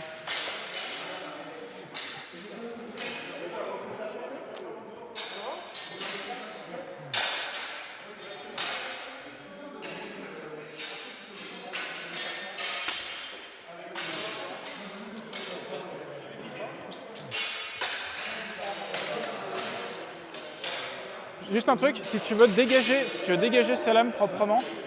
Mais c'est pas facile de savoir parce que tu l'as dégagé encore. Ouais, justement, en fait, il faut que tu tapes avec le tranchant sur le milieu de la lame. Ouais. Et tu vas te frapper, en fait, ce que tu as tendance à faire, et ce qui fait que ça dégage pas bien, c'est que tu as tendance à crocheter sur le dessus, comme ça. Ça, souvent, on se dit que ça va mieux marcher, et ça marche 10 fois moins bien. En fait, il faut juste envoyer la pointe comme ça. Mais moi, la question que j'ai, c'est que là, du coup, on voit ta frappe. Ouais. C'est que je frappe. Là, tu frappes dans son fort, fais attention. Ouais. Reviens. Là, ouais. J'ai pas chassé sa lame vraiment. Ouais. Et moi, mais là, c'est parce qu'il colle. Ouais. C'est lui qui colle. Mais vas-y, passe à moi. Mais du coup, en dynamique, tu vas vraiment, au moment où tu vas frapper, tu vas marquer un temps d'arrêt, tu vas dire est-ce que sa lame a été dégagée ou est-ce qu'elle est encore là. Ouais. C'est exactement ça, parce que s'il dégage, vas-y. Pom. Ça sort bien. Ou... Ah, bam, bam. Je vais devoir ajuster. D'accord. Mais c'est pas évident en dynamique de lire. C'est pas évident. Ton coup a réussi. C'est pas évident. D'ailleurs, en l'occurrence, là, dans le texte de Medel, la variation qu'il donne quand il colle, c'est plutôt une rotation. À savoir, ça va être un truc comme ça. Là, tu colles, et là, hop, boum, je vais aller plutôt faire une rotation comme ça. Je voulais pas trop lancer là-dedans parce que ça va être une complication. Si tu pars du principe que tu vas coller, tu as moins de chances d'être surpris que si tu pars du principe que tu vas chasser et que tu chasses pas. Par contre, la fois où il dit d'envoyer le Sturz, il dit c'est quand tu te tiens comme ça et que l'autre en fait il vient directement sur ton épée, il se fait pas chier. Il te voit comme ça, il fait ouais, tiens, je la connais celle-là. Et du coup, bah, là tu peux décrocher et aller faire ton Sturz. Mais ça marche aussi dynamiquement. Et je simplifie un peu le schéma pour l'atelier. Quand Fauve il décide de frapper pour rester et que je ne peux pas chasser sa lame, c'est plus difficile de. C'est plus difficile d'ajuster. Right. Please just a quick stay where you are. Just a quick note on how to properly displace a blade when you are in front of your opponent. So can I borrow you for a sec? Oh, sorry. That's me. Yeah. We have 1 hour of workshop left. So, how to properly displace the blade when I am standing in the Shila. So remember, thumb is upward on the blade. It's one of the only details that we have on how this position is supposed to be taken. Yes, yeah, good. Go with an Oberhaw to the top of my head. So I see a lot of people try to displace the blade by doing something like this. And sending the point backward on top. This is not going to displace anything. If you want to displace the blade, you really have to strike upward with a false edge in the middle of the blade, simply like this. All right, it's a simple false edge cut that you could do even if, try to imagine that this blade is not here and you're just cutting through it. All right, it's going to be way more efficient than trying to crook anything to keep contact. All right, just this and this. All right, works for everyone.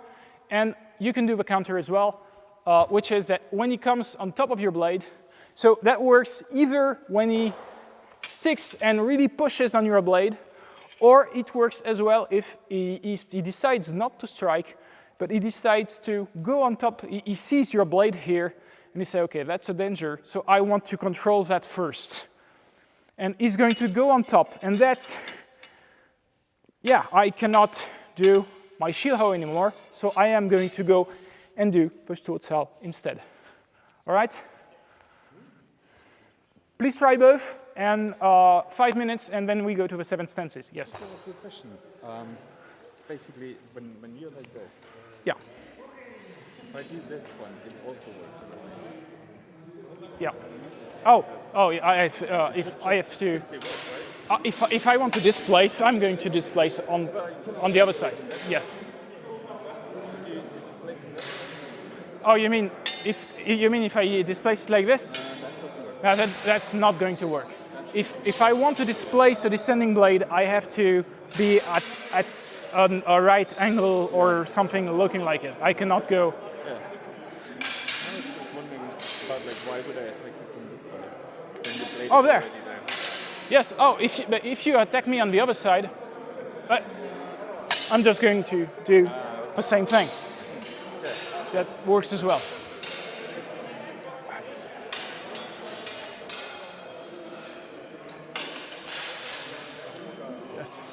Yes, plunging cut is really a high, yes, exactly. Your point has to be lower than your hands are because it plunges.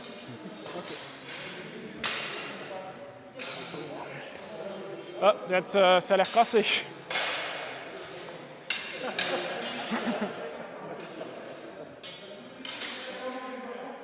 Plunging cut, yeah.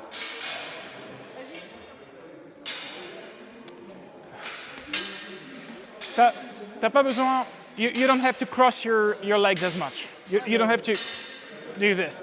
That works, that's elegant. I like doing it. Oh yeah. All right, no problem.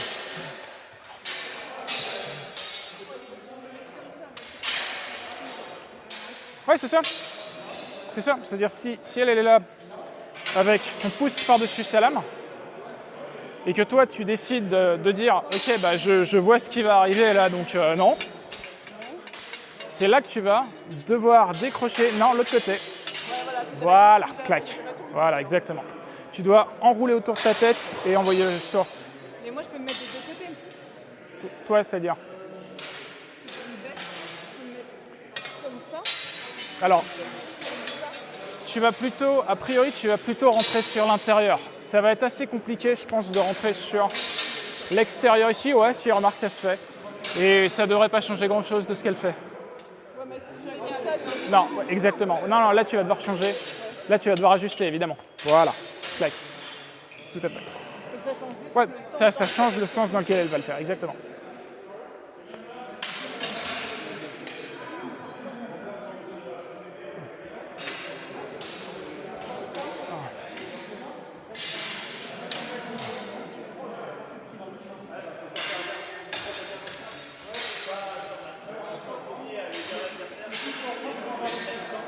That's interesting.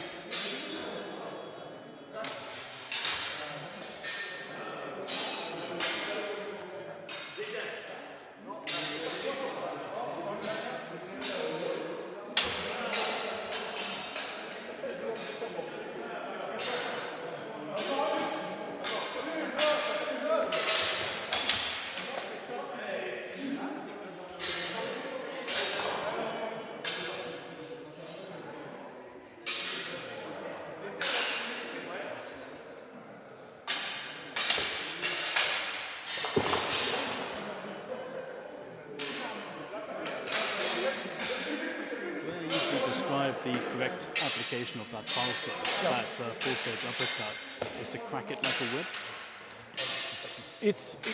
You're not going to do this kind of thing because you know this.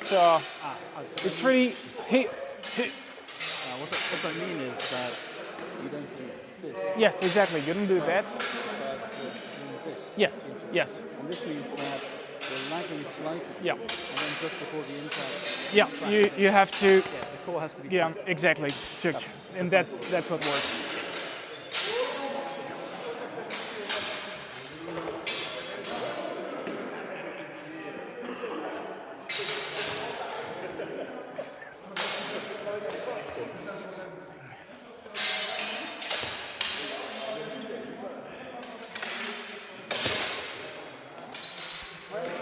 Une seconde, je passe.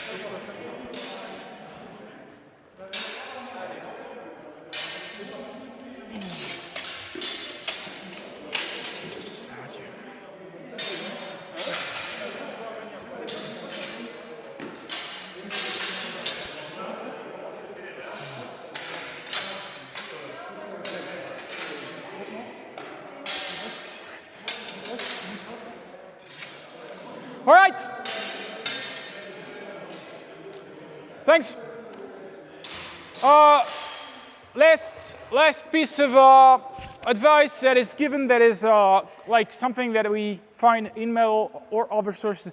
I've had several people tell me stuff like, oh, there is the exact same thing in Lovino, or there is the exact same thing in Fiore, or you can find that as a Streichen in other German sources. And yes, that is very true.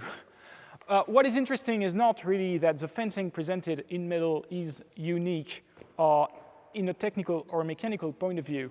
It's more that the way the text is presented, the techniques are laid out, and the order of play is quite unique to the text that we are studying. And the way that he expands definitions to stick to different words is very interesting, because it helps us maybe open our mind a little bit to other texts that might use the same terms that we have a tendency to understand in a very strict and given definition, and to expand that to include maybe other plays from a more general common fencing that we'll practice. And sometimes expanding this definition makes the play make way more sense than it would with the canonical common description that we are used to.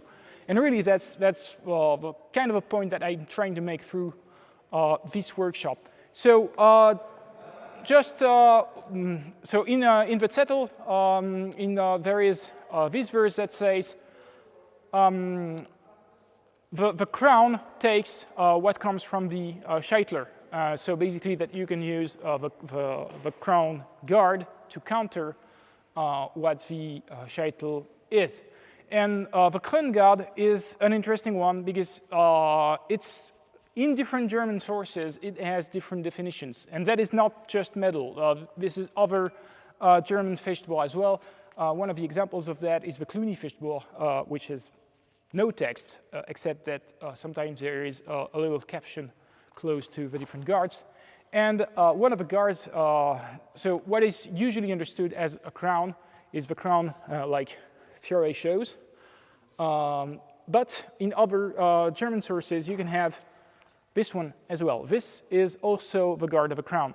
And both work, obviously, to take a Scheitelhau, which is something that comes from upward, or a Sturzhau, which is the same vertical cut that goes on the top of your head. And both variations are present in the Hans Medl Fechtbuch. Hans Medl favors this one, and Hans Seydenfaden, or the other, Hans Seydenfaden takes the crown this way.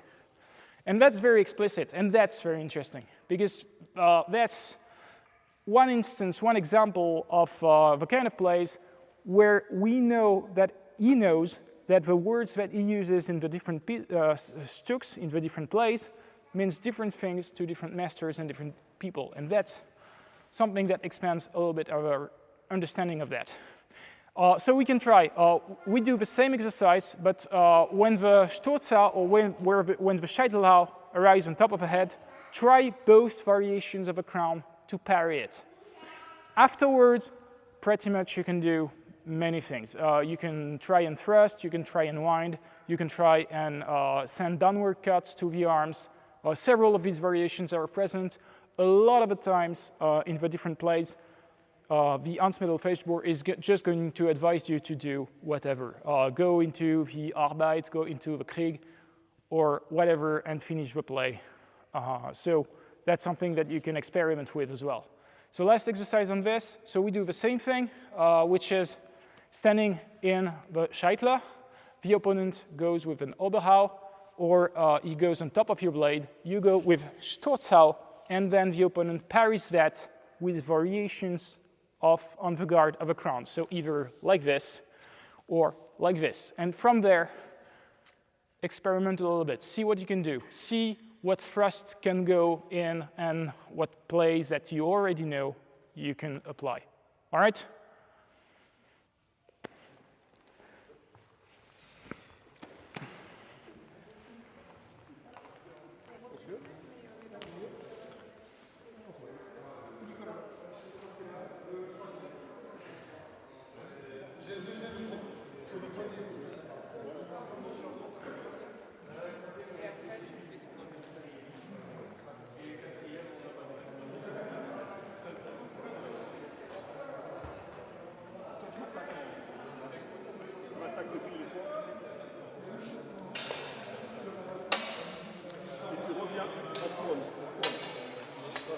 Non, refaites le début du jeu. À savoir, vas-y, tiens-toi en shade là. Toi, tu vas venir par-dessus sa lame pour le bloquer shade. Là, c'est vraiment ici. Hein. Là, voilà, clac. Là, comme si tu remontais ensuite avec le faux tranchant. D'accord? Le pouce par-dessus la lame. Encore une fois, c'est le seul détail qu'il donne. Du coup, tu peux le tenir comme ça. Voilà. Et du coup, quand moi, je viens ici, toi, tu vas décrocher. Tu vois, là, je viens par-dessus, là, pour t'emmerder. Et du coup, toi, tu vas partir, voilà, mais de l'autre côté, du coup, parce que ça va pas marcher. Tu vas croiser tes bras. Et non, c'est compliqué. Vas-y, fais-le moi. Là, ici, d'accord? Je croise. Ah oui, ok. Je décroise. D'accord? Là, croise. Là, voilà. Et là, boum. Je vais venir avec la couronne pour parer. D'accord? C'est ça l'idée.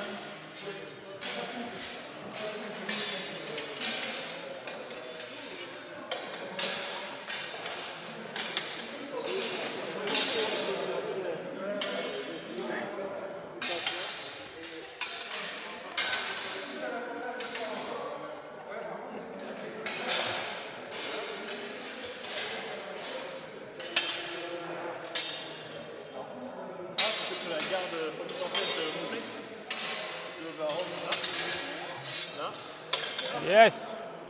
C'est ça. Et par contre, c'est super chaud de stopper le. En fait, regarde. Au niveau timing, c'est tendu quoi. Tu vois, par exemple, si elle est là et que moi je décide au début de l'emmerder et de dire non. Là, au moment où elle va tourner.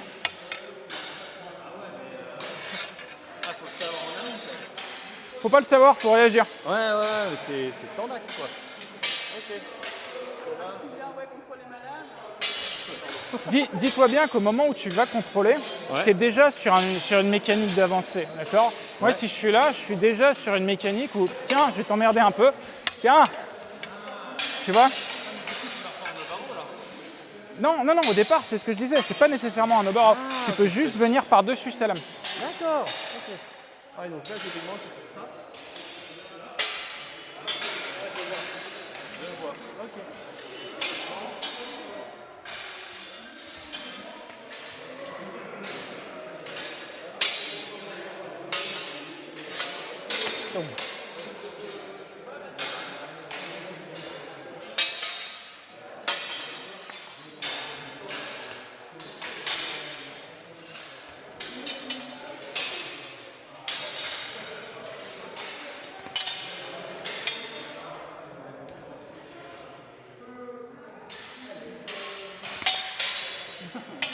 Alors,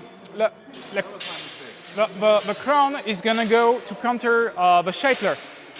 It's going to come to counter the Twerhau. Okay. So one of the instances that you can do that is, for instance, we are at a distance here, just stand in the Scheitler, and then I'm going to go and annoy him and go here, on top of his blade. And then he's going to do the Twerhau, and then I can block here. And then I can do this, etc., etc.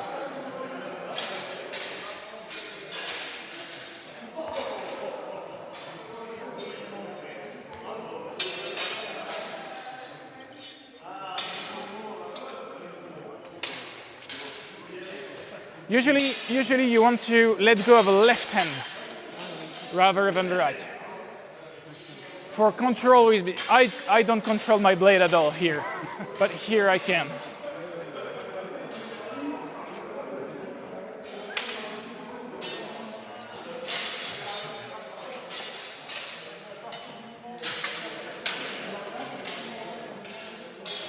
Hello, Mike. Hey. How are you? Welcome. This is your workshop? Yes. Cool. I'm sorry to miss it. Not a problem.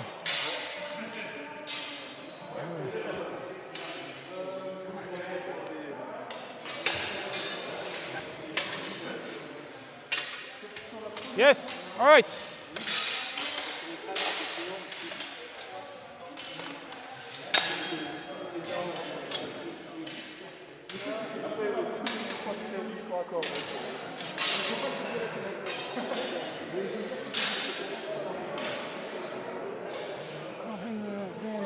Albert, or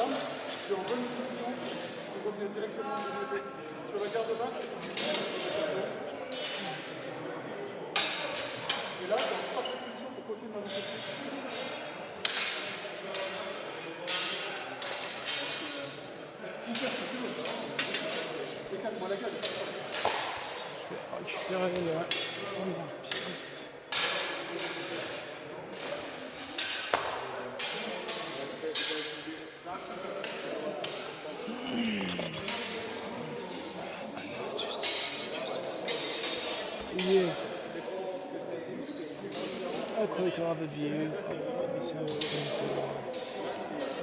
China or Kurz or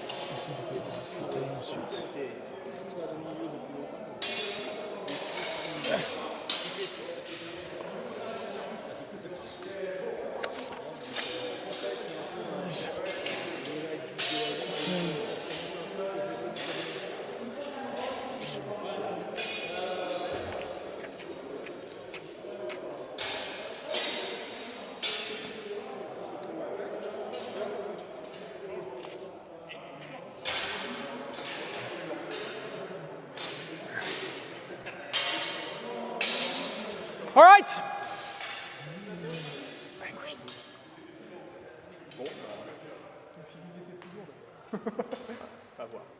Chien.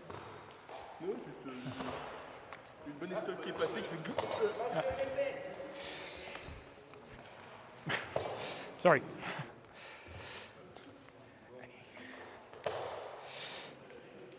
Everything's clear? Any questions so far? All right, we are going to go to the first of the 7 stances. We are not going to cover all 7 stances. I'll give you a quick overview of what my interpretation of those look like at the end of the workshop. Just to be very clear, the 7 stances are still very much a work in progress. The text for each stance, for each position, is rather short and rather unclear and leaves a lot of stuff that we can think about, and a lot of interpretation can be done of what it is.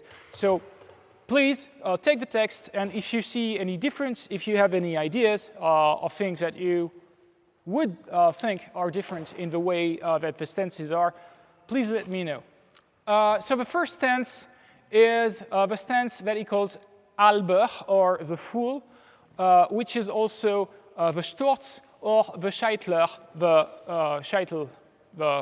the parting.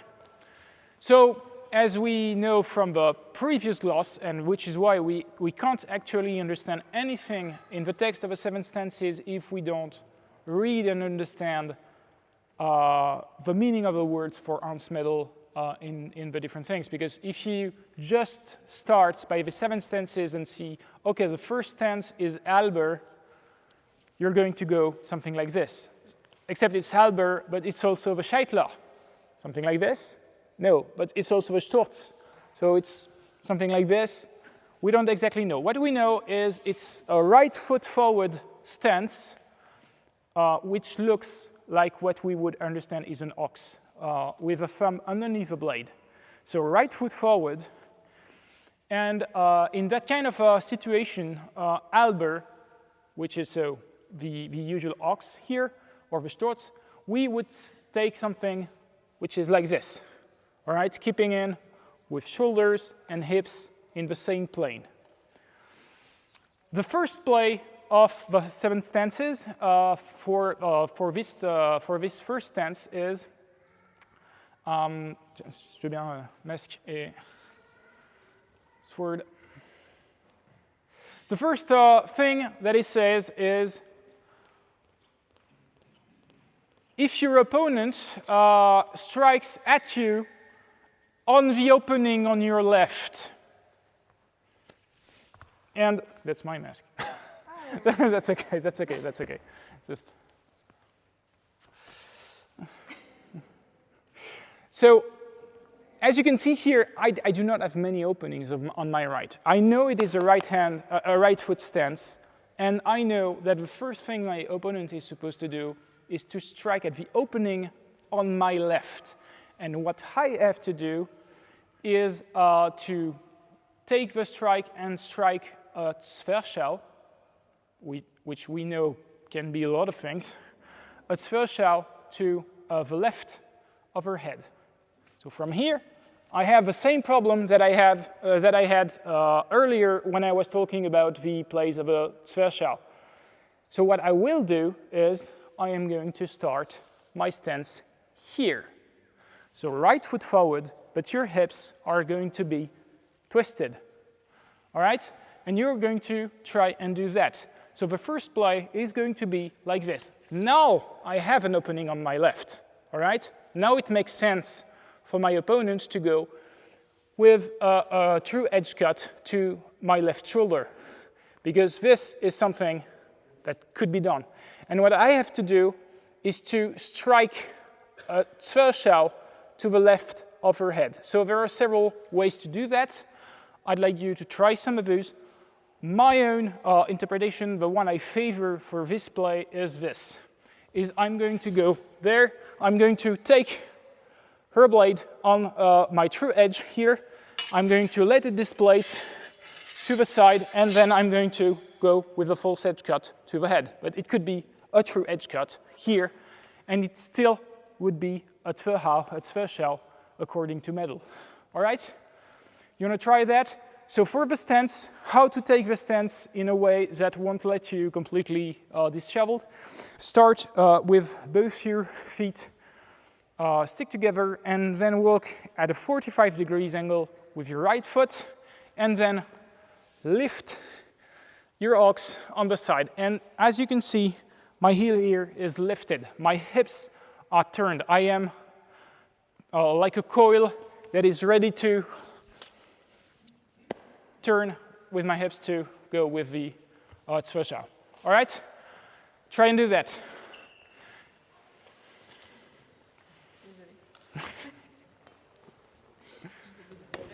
Sorry.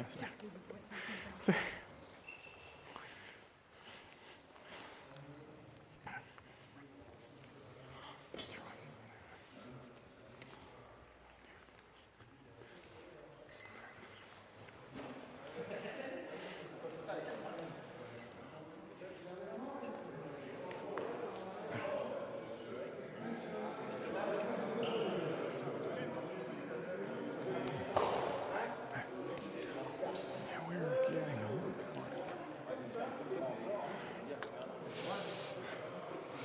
Exactement. C'est ça. C'est bien, j'ai des retours d'Annecy, des bouts de mémoire Ah d'Annecy bah qui reviennent. ouais, bah de toute façon, il n'y a pas de miracle. Hein.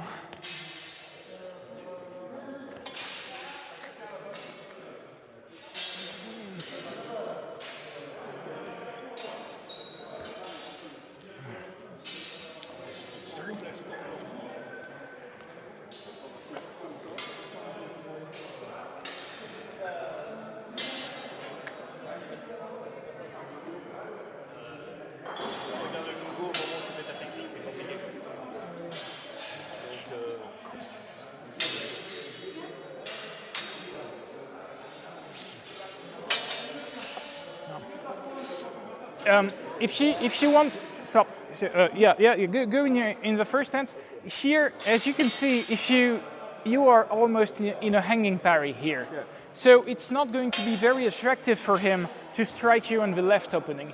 So it's advised to really open it, so that you are basically laying a trap here.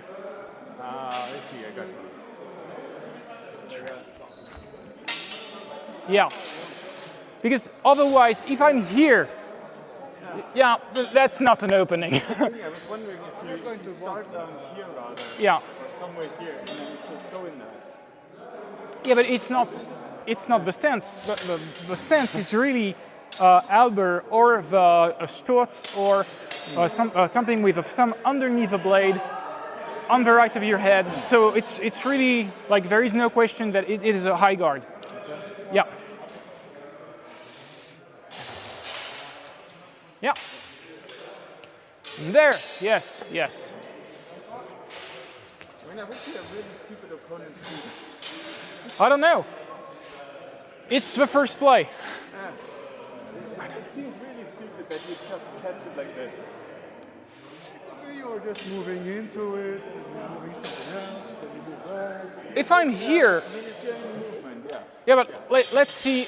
If I'm against you and my stance is here, where are you going to strike? Yes. See, yeah, that's my left opening. So if you go there, But you're also threatening me, so. yeah, that's the rest of the plays actually. I see. Okay.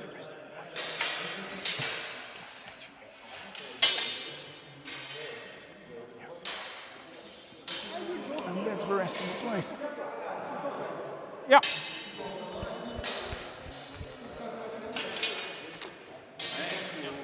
Oui. La première position, allez-y. Vas-y. Ouais, c'est ça, exactement. Là, non, c'est pas ça. C'est que du coup, tu dois prendre sa lame sur ton vrai tranchant. C'est-à-dire que je suis là, il va taper, hop, je viens dropper ici, par-dessous, puis je pousse. D'accord? Donc je suis vraiment ici, et là, ce qui est important, c'est de bien laisser l'ouverture à gauche, tu vois. Là, il y a un gros piège, tu vois, et boum, il décide de plonger dedans. Et moi, je vais aller venir ici pour parer. Non, ma position, c'est mes hanches qui tournent. C'est mes hanches qui tournent, exactement. Exactement.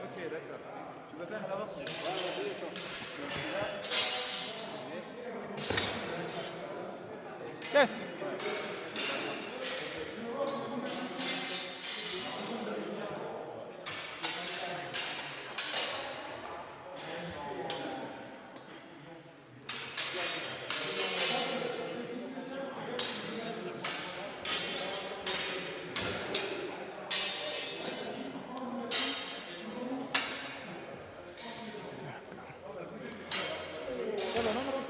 For the follow-up, une fois que tu as fait le tour, va à la tête horizontalement.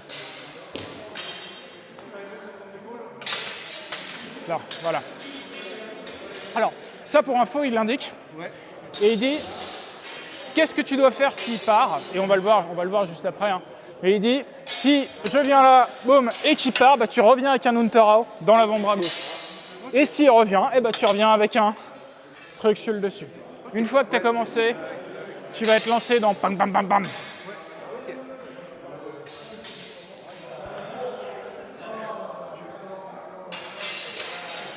Boum, boum. Voilà, bien.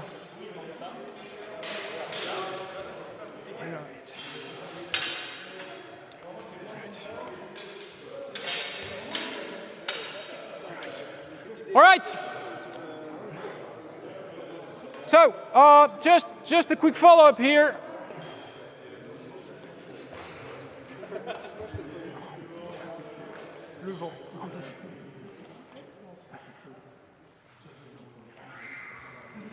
Can I still?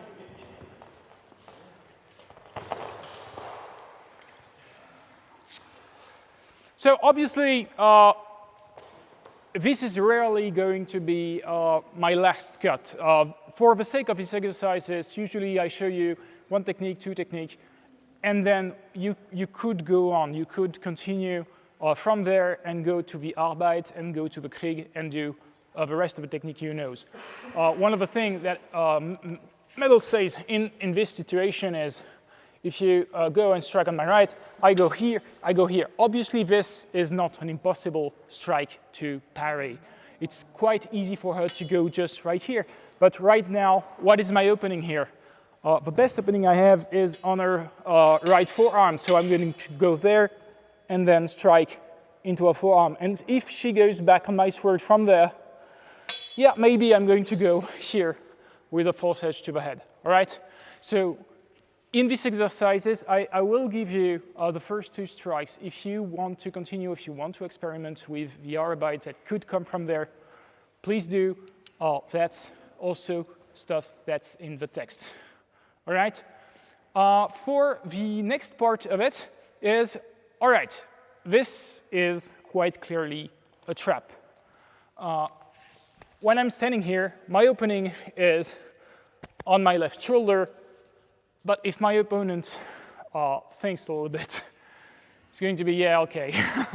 I'm not going to fall for that. That's maybe he will just for the sake of taking me outside, taking me out of my stance, taking me out of my position and start the play. And maybe that's one way to do that.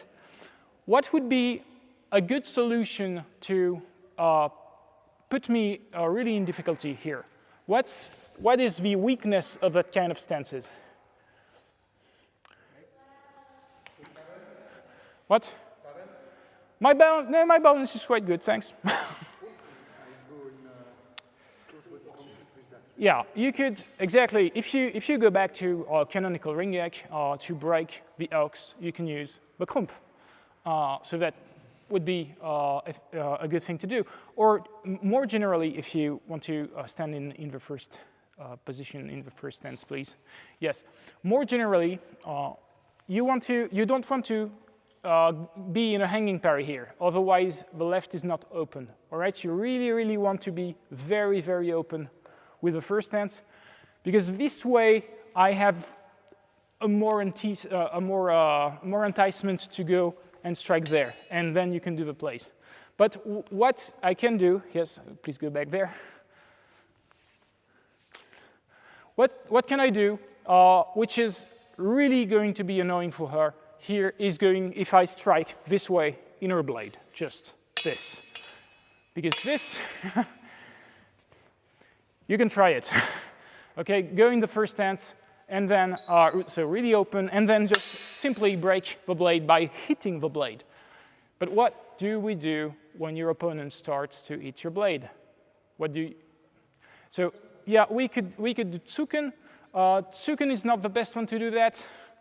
We can do Durchwechseln is going to be a better option, and that's the option that Medel gives us to do that. When the opponent goes for your blade, simply you do Durchwechseln, and you go on the other side and you thrust to the chest or to the head.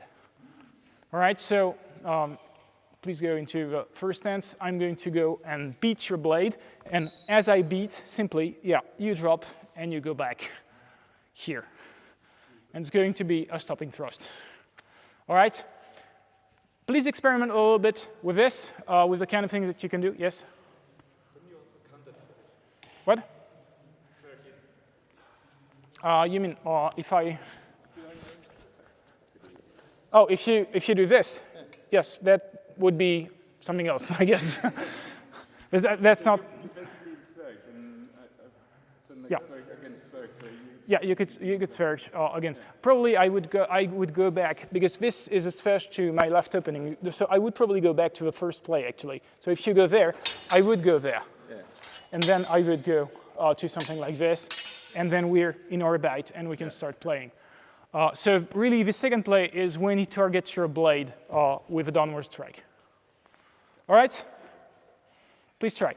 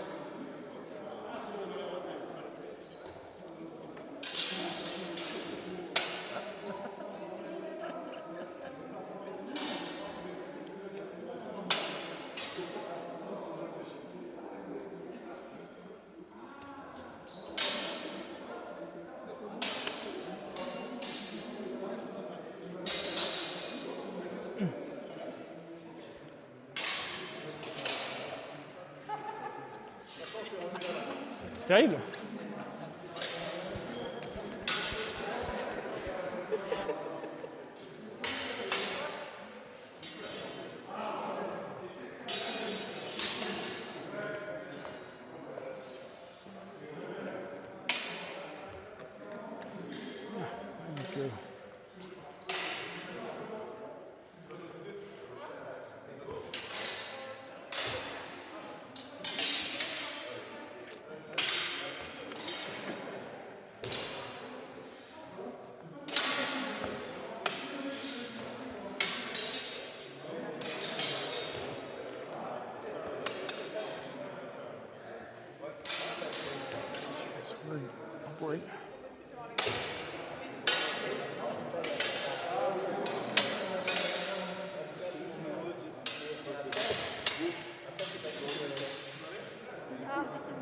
Est-ce que la première position, tu l'inverses? Tu peux l'inverser. C'est-à-dire Avoir alors, ton pied gauche devant et comme ça. On s'est posé la question à plusieurs reprises. Le texte n'en parle pas. Ça ne fait pas partie de ces gardes où il te dit tu peux prendre pied droit, pied gauche. Là, il dit vraiment la première garde, la première position, c'est pied droit en avant. La deuxième position, c'est pied gauche en avant. Et en fait, il donne du coup des trucs un petit peu plus stricts. Après, on a expérimenté avec et c'est possible de l'inverser. Par contre, ça va légèrement changer ce que tu fais et il y a des trucs, il y a certains des jeux qui vont se retrouver un petit peu moins efficaces et un petit peu moins logiques et qu'il va falloir adapter. Mais en tout cas, il n'y a rien qui, évidemment, t'empêche de faire ça. C'est tout à fait logique et tu peux venir pareil comme ça et tu peux faire un Twer derrière, ça va fonctionner. Mais pour le coup, le texte n'en parle pas. La première position, c'est un coup descendant du vrai? Ouais, tu peux le faire de plein de manières. Tu peux le faire avec un coup descendant du vrai, tu peux le faire avec un krumpau, tu peux le faire avec plus ou moins ce que tu veux, mais du moment qu'il vise ta lame, c'est le Durchwechseln qui va rentrer en position.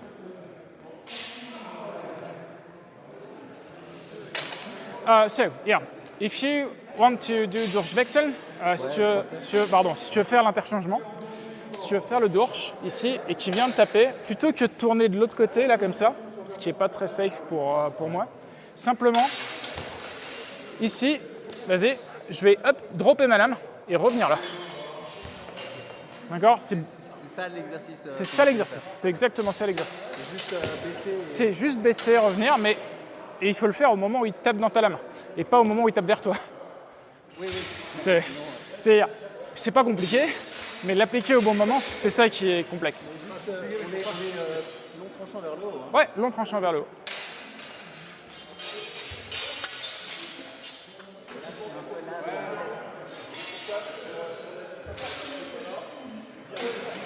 Une fois que tu es là, il ne faut pas rester bloqué sur tes jambes, par contre.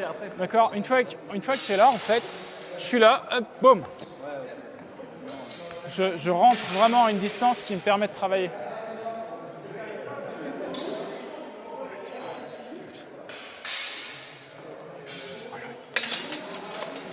All right, please, just a quick word here. I see, si tu veux bien. I see many people do the Durchwechseln in a very static way. So if I'm here and you go and strike my blade, I just don't do that. All right? This is good. Like this is good, but it's not a very active use of the rest of my body here. So here I go here and then I go forward with my left foot and then I'm here. And if he goes back to my blade and blocks, I can continue, I can wrestle, I can enter, I can be in the Krieg. All right? Don't stay static on your feet, especially when you're in a stance that is coiled like this. All right? Use the turn of the hip to dynamically enter into the distance. All right? So please try and do that once again, but every time you thrust with the Durchwechseln, try and close the distance. Enter and close him down. All right? Thanks.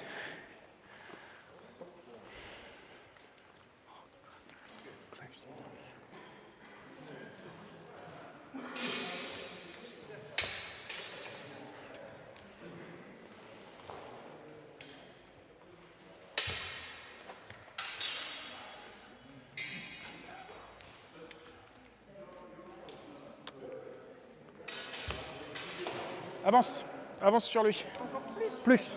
Là, déjà, il se rapproche à ça. Tiens, regarde.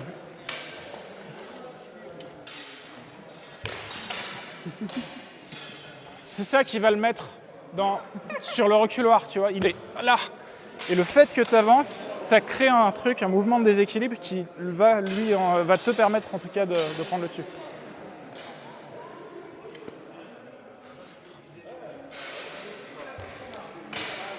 Voilà, voilà. À la fin, je veux le voir comme ça. C'est le signe que ça marche.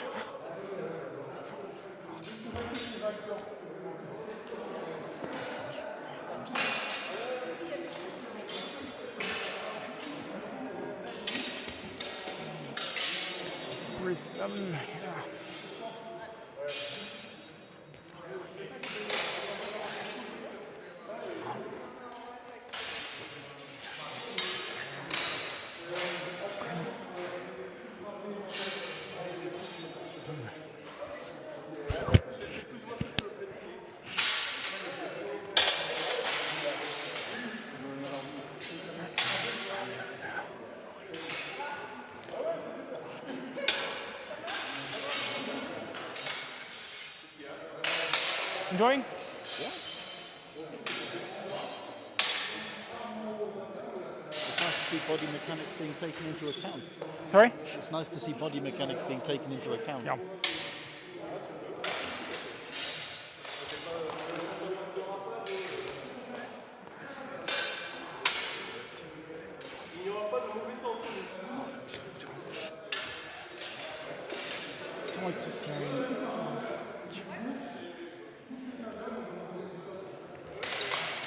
Yep. Attention, si tu tournes de l'autre côté, tu présentes ton dos. Et du coup, il faut que je... Regarde. Là, je fais juste comme ça. Regarde. C'est ça, regarde. Là, je suis ici, en first stance. Là, je viens là, et là, je veux récupérer le fer. Et avancer. et rentrer. Et tu veux rester couvert, tu veux garder ton épée du côté où il est. Si tu tournes, tu vas exposer le dos.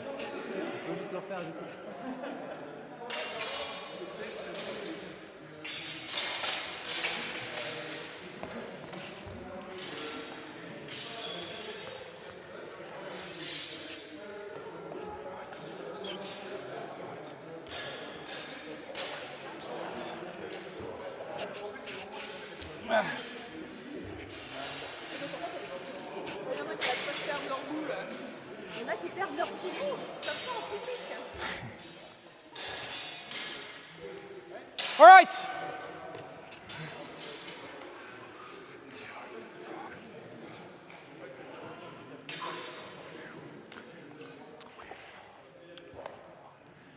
So we don't have a lot of time left, but we are going to go directly to one of the play of the fifth stance. The fifth stance in the 7 stances is the stance that is in front of you, outside, with crossed hands, whatever that means. And yes, that's pretty much what it is. So it's in front of you with crossed hands, except that the point is to the ground and next to your left foot. So that is basically what your fifth stance look like. Left foot forward with the true edge upwards, the point near the foot here, and you are basically in what would be Schrankhut, but on the other side. All right, and you are low in the balance. So that's basically where you are going to start. Some of you might recognize either from Maroto or from Joachim Meyer's Dussac. You have the same kind of positions that is way forward, way low, and that is going to go this way. And from what it says here, the first play is actually pretty straightforward. It's just, and the funny thing is, he says that's a Krumpau, and when you read the part on the Krumpau, it's a little bit different. But anyway, you can find stuff. It's not your usual Krumpau. Somebody with a mask, please. Yeah, thanks. So same thing, my opponent is going to come with a downward blow from the right here, and I am waiting in this position, which is a very good way of doing a Krumpau. So I've got there are several ways of doing what I can do here, and depending on the cross that is going to give me, I will react differently. So basically, either I manage to displace his blade, and I can go on the left with a true edge horizontal cut, something like this. I displace his blade, and then I can go there, or I don't displace, and simply I go upward, and then he is going to try and push on my blade, and then I am going to have to turn to thrust with something that looks like a duplieren mechanic, all right? So please try both of these options. So this is my starting position, and this is basically what I'm going to do. And while I'm doing that, I can do several things. I can either uncross my hands to displace, or I can stay, and then I can double, all right? So there, first one, I displace, from there, I can go there, or I don't displace, and from there, I'm going to turn here with the blade on the inside and to thrust to his head or chest, all right? Please try and do whatever you can with that stance.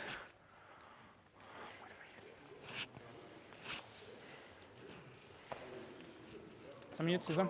Ouais, 7-8 minutes. 7-8 minutes, voilà. Ouais, c'est ça. Ouais, j'en ai près derrière. Et puis... Au top. Je termine tranquille. C'est le dernier exercice. Après ça, je montre juste les stances une par une. Et puis en fonction de ça, bah, on termine.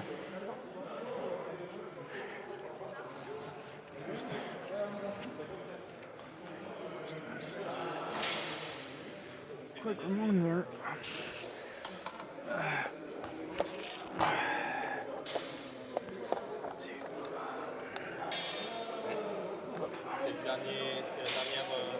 Ouais, ça va être. C'est le dernier exercice, et après ça, on va juste faire les 7 stems. T'inquiète, c'est bon. Non, mais ça doit être. On verra ce qu'il nous dit.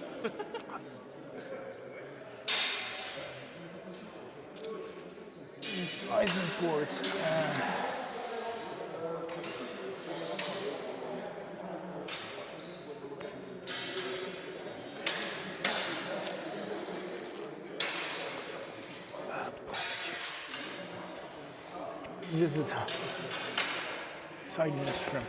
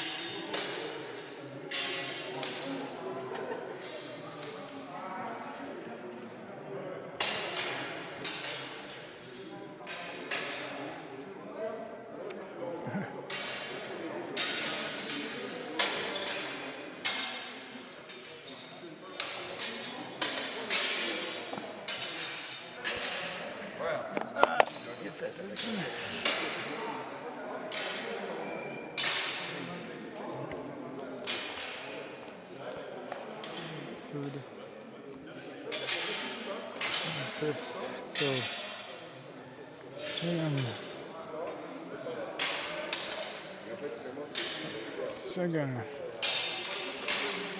third,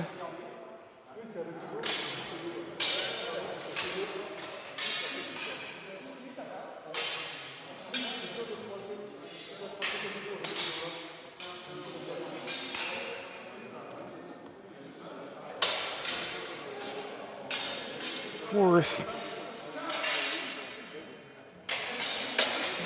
fifth,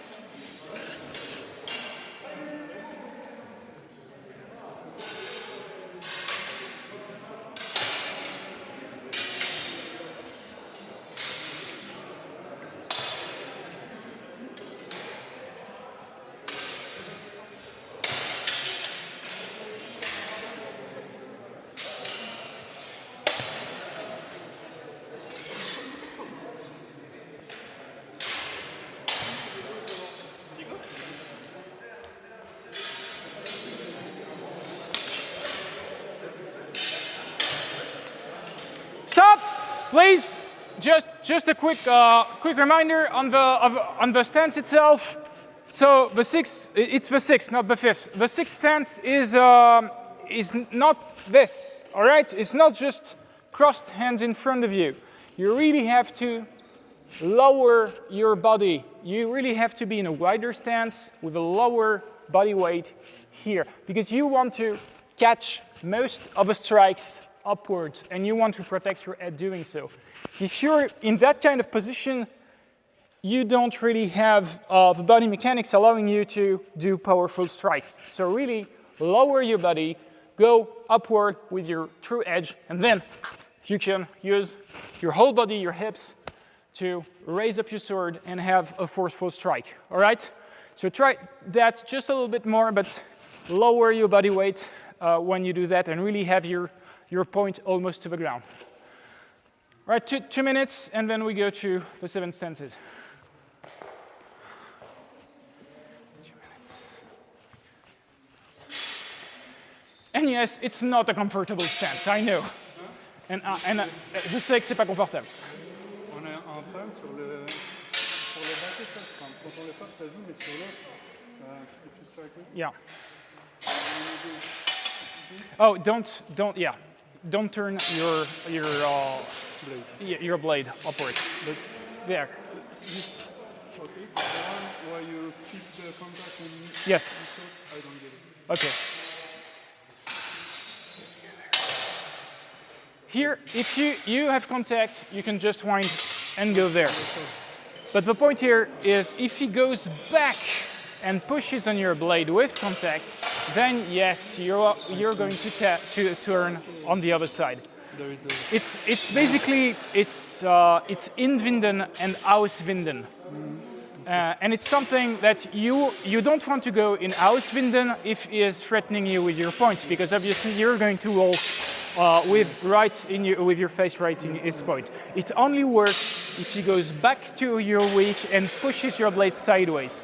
And it's a way to grab a little bit more distance, a little more angle. But as I said, it only works if he goes downward with his blade. If he threatens you, you don't. If he threatens you, it's easy, because if I go here, strike me, and you threaten me, yeah, okay, I'm stronger here. And there, I am going to be able to do this. All right?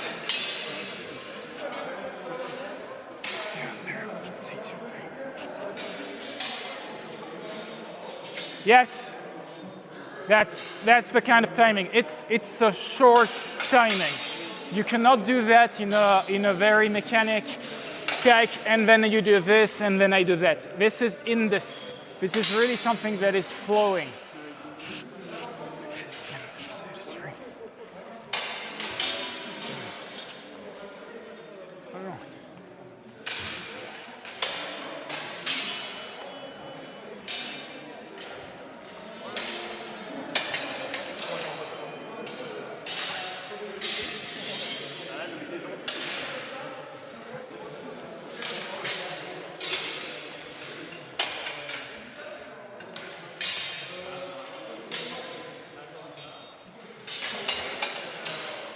J'ai l'impression que la plupart ont la première action comme une parade. Ouais. Or, ce n'est pas, c'est une préparation de l'attaque. C'est une préparation de la prochaine attaque. Ouais, voilà. Hein. Mais c'est le cas beaucoup. Après, je ne le dis pas sur chaque groupe, ça dépend de... Ouais. Déjà, beaucoup, ils font une parade, une parade riposte. Quoi. Déjà qu'ils le prennent mécaniquement, parce que c'est des postures qu'on n'a vraiment pas l'habitude de prendre en épée longue. Et du coup, déjà, mécaniquement, s'ils arrivent à proprement lever l'épée et frapper avec la hanche, c'est déjà bien. C'est déjà l'étape que je veux qu'ils... De quoi?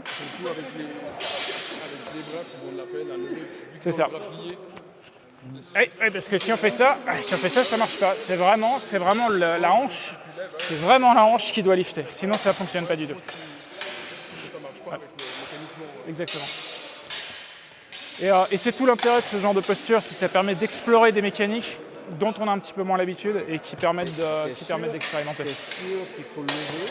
Ouais. Parce que moi, dans ce genre d'action, moi, j'ai tendance à pousser. Comme ça, le texte parle vraiment de lever la lame, en fait, de lever la lame adverse et de la dégager, en fait. Et en fait, ce qu'il fait, c'est vraiment poum, poum. Et du coup, tu as vraiment cette espèce de coup de fouet avec la hanche qui te permet de garder de la place. Ouais. En même temps, ça fait l'ouverture pour ça marche. Exactement. Exactement. Il faut que l'autre il attaque la tête. Il faut que l'autre. Et il faut lui donner l'envie en fait. C'est pour ça que. C'est pour ça que quand t'es là. T'es bien bas, ouais. T'es là genre. C'est quand des gens ils restent debout comme ça, t'as pas envie. C'est. Présenter la tête. Il y a cet aspect invitation en fait dans la stance. Je ne vais pas vous présenter comme ça. De quoi? Je ne vais pas vous présenter comme ça parce que comme ça il sait ce que je vais faire. Oui. C'est clair. All right. So, please gather around, please.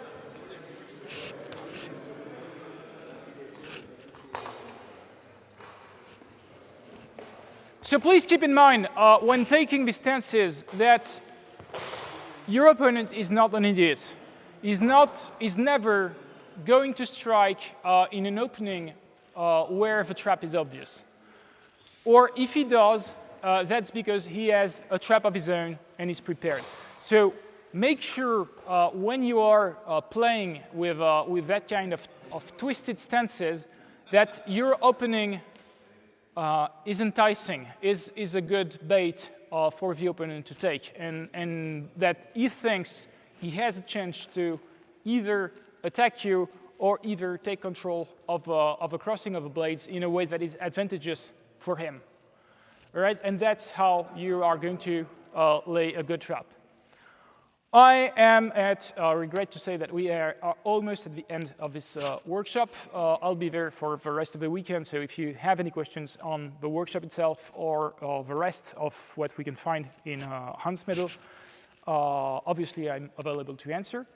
I'm just going to show you a quick overview of my interpretation of what these 7 stances are, just for future memory, so that if you read the text, you have at least a basic idea of where to start from if you want to work on these.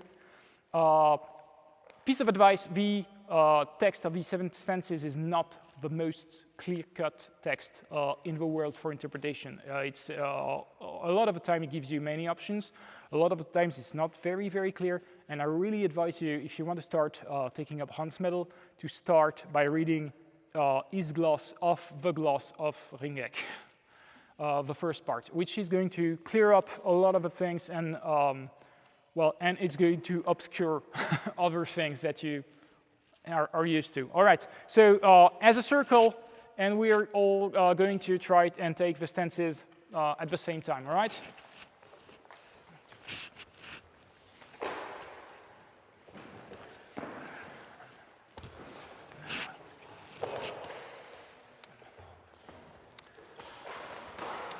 And then I leave you with a piece of mystery for later.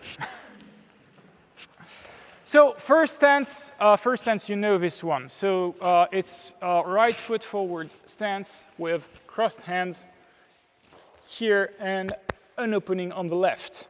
So what's the name of this stance? It is Alber. No, it's not Krump. It's Alber, or it's Sturzau, or it's Scheitler. Everything's the same. All right, so first stance is here. Second stance is the Zorhnaw. So it's probably something like this, except it's left foot forward. So the Zorhnaw, which could be like the start of the end of a Twerhau and the start of a thrust from Zorhnaw.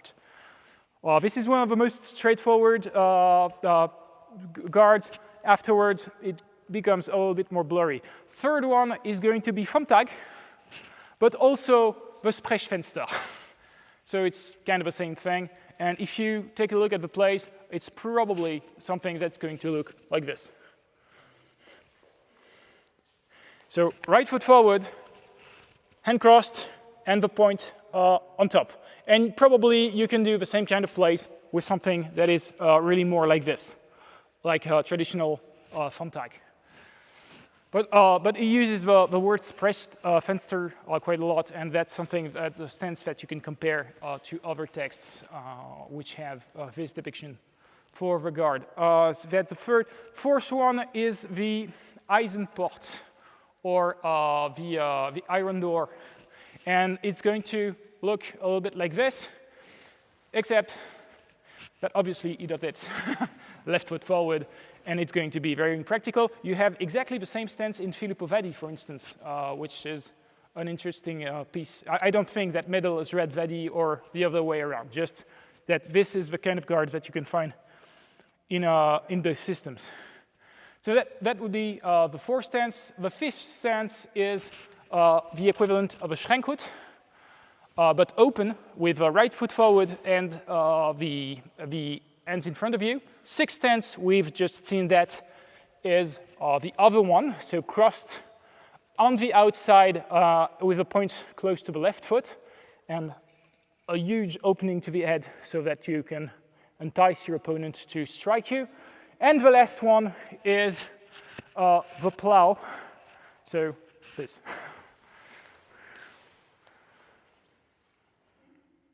And there you have it. You have the 7 stances of Hans Medl.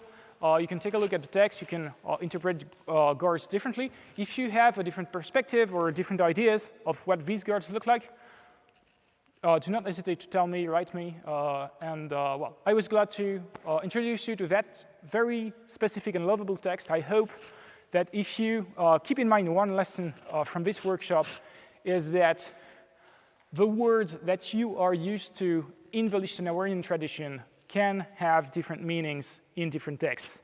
And that's really something that we should keep in mind when studying German texts from the Lichtenauerian tradition or other texts like the Kurz Fechtbuch or Wallerstein, all that kind of things. And really don't narrow down your definitions too much because you are going to close the door to interpretations that make way more sense from a biomechanical point of view. Thank you for tolerating me this morning.